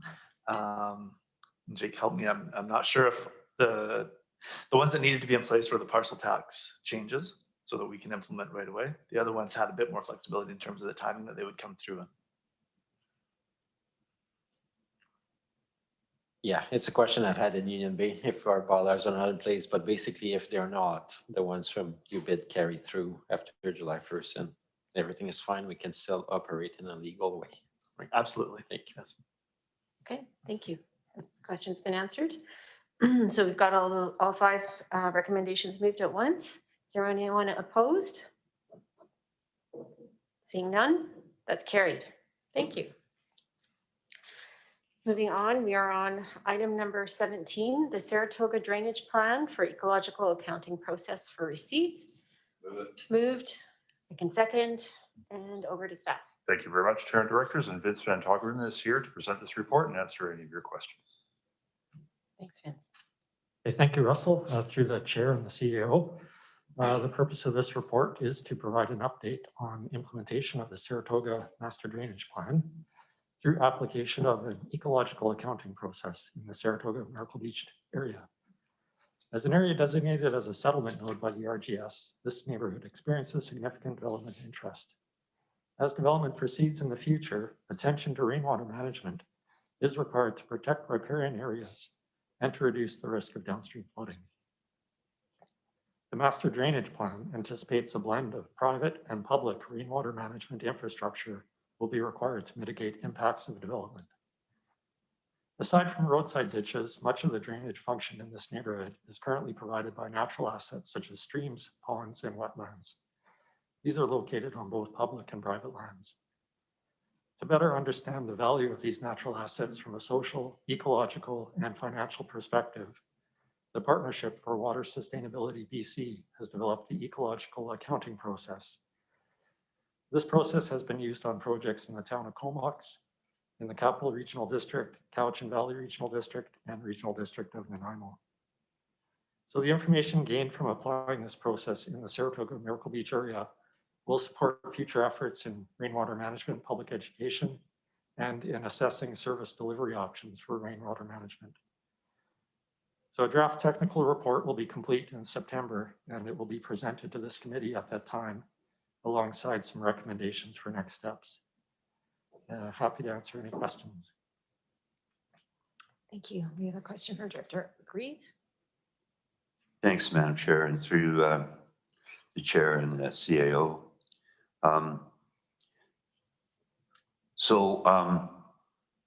we did quite a lot of preliminary work on this study, I remember. So this is continuing the same work, basically? Or is it there, because I just spoke about the sea level rise and flood mapping and stuff. So, you know, and this is where the stickler is that we are absolutely wedded to senior government ministries to move forward any of this stuff. So is there any possibility that this might bring them to the table? Is that sort of where we're going with this? Or is it just going to be another study that we're going to end up putting in a filing cabinet or virtual filing cabinet at the end of the day? Like the Will Marsh, the Lazo Marsh, which is a very, very similar kind of a study, and we can't get any traction to move forward on any of it all. So I'm just wondering, what is the strategy behind this? What is the end game we're looking for? Well, I think what this study will provide to us is more information to inform the value of natural drainage assets and the function that they provide to the neighborhood. And I guess it is our hope with being able to put a financial value on these assets that can inform discussions about future service delivery and what it might cost to ensure that these natural assets continue to provide natural drainage function. As noted in the report, we do intend to invite the Ministry of Transportation and Infrastructure to provide input on this study. So it's hoped through those conversations that we can continue to bring them to the table. You have a follow-up, Director Green? Yeah, so thanks very much for that. So I guess, you know, all information is good. But and I guess I'm just getting a little long in the tooth here and been at this job for a while to realize that our priorities are not necessarily aligned with some of the senior government ministries. And, you know, I just don't. And I mean, I get along very well with the local MOTI staff and what they do and whatever, but you know, it just seems that it gets all bogged down in the mud of the floodplain kind of thing in the end of the day, and we have a hard time actually realizing any benefit from this information. So I'm hoping it'll be different this time. Thank you. Thank you, Director Grieve. Maybe I'll ask that question in a slightly different way. I'm wondering if through the results of this project, would there be any planning changes that we could make in terms of if we identify natural assets that have those drainage benefits, is there anything in our planning wheelhouse that we can use to protect them or around, you know, yeah, I don't even know how we could do that, but just putting it out there, asking if there is something that we can then embed in our own process. Do you want to comment on it? I'll take a stab at it, and that is very much this will inform those decisions in the future where developments come forward as to what needs to be protected that has value for this. It's also going to be critical information in the event that we want to be making application in the future to fund any of this infrastructure works or improvements, be it natural or hard, through grant applications. So it will help to support that. And I think one of the things here too is it may be setting us up for the establishment of a service where natural assets are components of that are helping us to manage rainwater or flooding in the local neighborhood. So all important in terms of helping make decisions on future policy around land use, around establishing services, and for the support of grant applications. Great, thanks. Did staff have it? Are there any other comments on top of that, or you're okay? Okay. Great, I don't see any other questions. So we're on receipt of the report. All in favor? Any opposed? And that's carried. Thank you. So the last item on the regular agenda, we have the Solom River Agricultural Watershed Plan Phase 2 process and next steps for receipt.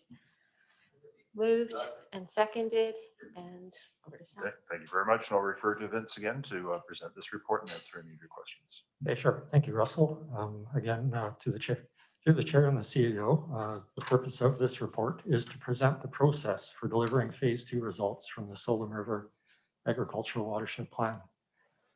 Land use within the lower reaches of the Solom River watershed is primarily agriculture, with approximately 72 square kilometers of agricultural land reserve located within the watershed. In 2017, the CVRD secured grant funding from the Investment Agriculture Foundation of BC for the purposes of completing phase 1 of an agricultural watershed planning study. The results of this study were presented to this committee in March of 2019 with a recommendation to proceed with phase 2. Grant funding for phase 2 was secured from IFBC in the summer of 2019, and work was initiated in early 2020. The engagement activities for phase 2 were adapted due to the COVID-19 pandemic, with more direct engagement being undertaken as a result. Feedback from this engagement was critical in developing the recommendations that you'll see in the phase 2 report. The timeline of engagement activities is included in Appendix A of the staff report being presented today. Further details on these activities will be provided when the final phase 2 report is presented. Engagement with Comox First Nation played a very integral role in development of the report, and it also allowed an opportunity to better understand their perspective and gain input so the project does not infringe on the exercise of traditional rights. This project opened a dialogue between KFN and the CVRD regarding watershed stewardship in the Solom River and allowed for a discussion of a shared vision for continued collaboration in water management. This involves collaboration in water governance, co-management, and co-development of policy to protect groundwater and surface water health. Collaboration in water management respects the Indigenous worldview. It aligns with the calls of the Truth and Reconciliation Commission, the United Nations Declaration on the Rights of Indigenous Peoples, and the BC Declaration on the Rights of Indigenous Peoples Act. And it draws on each organization's respective legal traditions, governance systems, and perspectives for a more effective and robust approach to watershed stewardship. Collaboration with KFN on this project has also informed a more comprehensive process for presenting the results of the phase 2 study. The phase 2 work was presented to KFN Chief and Council on May 10th. Now, this was followed by its presentation at an Agricultural Watershed Planning Advisory Committee on May 20th. Following this meeting, the phase 2 report was finalized and submitted to IFBC.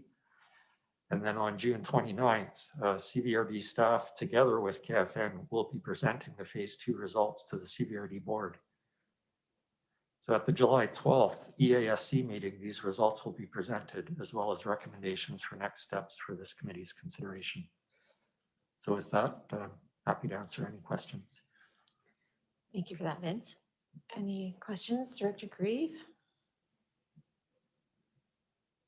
Thank you very much. Yeah, this all started off with a grant funding opportunity we heard about at UBCM back in 2016, 2015. So it's taken its sweet time. I'm just wondering, is there going to be any recommendations coming out of this? Because you know, it seems to, insofar as the Agricultural Watershed Planning Committee and agriculture being the focus, it seems to have shifted off that quite a lot. So I'm just wondering, is there, what is the focus of the report now? Because I mean, originally it was to address a plan that they had actually, that came forward back in the 50s about taking water from Wolf Lake and making it available for agriculture. And I think that is obviously not a viable option anymore. So I'll ask that question first. I have another one, just one more if I could. Yeah, I guess you'll see when the phase 2 report comes onto the agenda for the board meeting. There's going to be a variety of recommendations, some of which that are broader in scope, addressing bigger questions around watershed governance and gaining more information about the characteristics of the watershed around quantities and quality of water within the watershed. But there are also recommendations that will be coming to address how can we better support current and future agriculture in the watershed going forward. So, And just one more, the elephant in the room is that most of the watershed is owned and controlled by private forest companies. And it's been left off the dialogue altogether, right? yeah, I know that is the topic of the day, so to speak, and it was definitely a topic of great discussion amongst a lot of the groups that we heard from in development of the plan. And it is addressed to some degree in the recommendations that you will see. Well, I look forward to it. Thank you. Director Grieve and Director, did I see your light? Director? Okay, good. Okay, thanks. I'm also looking forward to seeing those recommendations. And I know, you probably are waiting to speak to them when you present the report. I just want to acknowledge how important it is for us to, our relationship with KFN is such that I think seeing them helped us to move in a certain direction, I think is very much in line with what this board has asked of staff. So I want to thank you for incorporating their views on this issue. I don't know if you want to, or if you can summarize what some of their concerns were moving forward. Is there an issue with the tenures that are currently on the Solom in terms of water, or are you able to speak to some of the items that were brought up? I think I'd be more comfortable with those items being brought up when this report is brought to the board at the end of the month. Fair enough, thank you. And I also just want to acknowledge too that, initially I think we were primarily speaking about surface water, and the fact that groundwater is also being acknowledged is of real importance. So thanks for that. So seeing no other comments or questions on receipt, all in favor? Any opposed? And that is carried. And I believe we are moving now on to the in-camera recommendation. Sorry. Yeah, I think because we've done all of the addendums.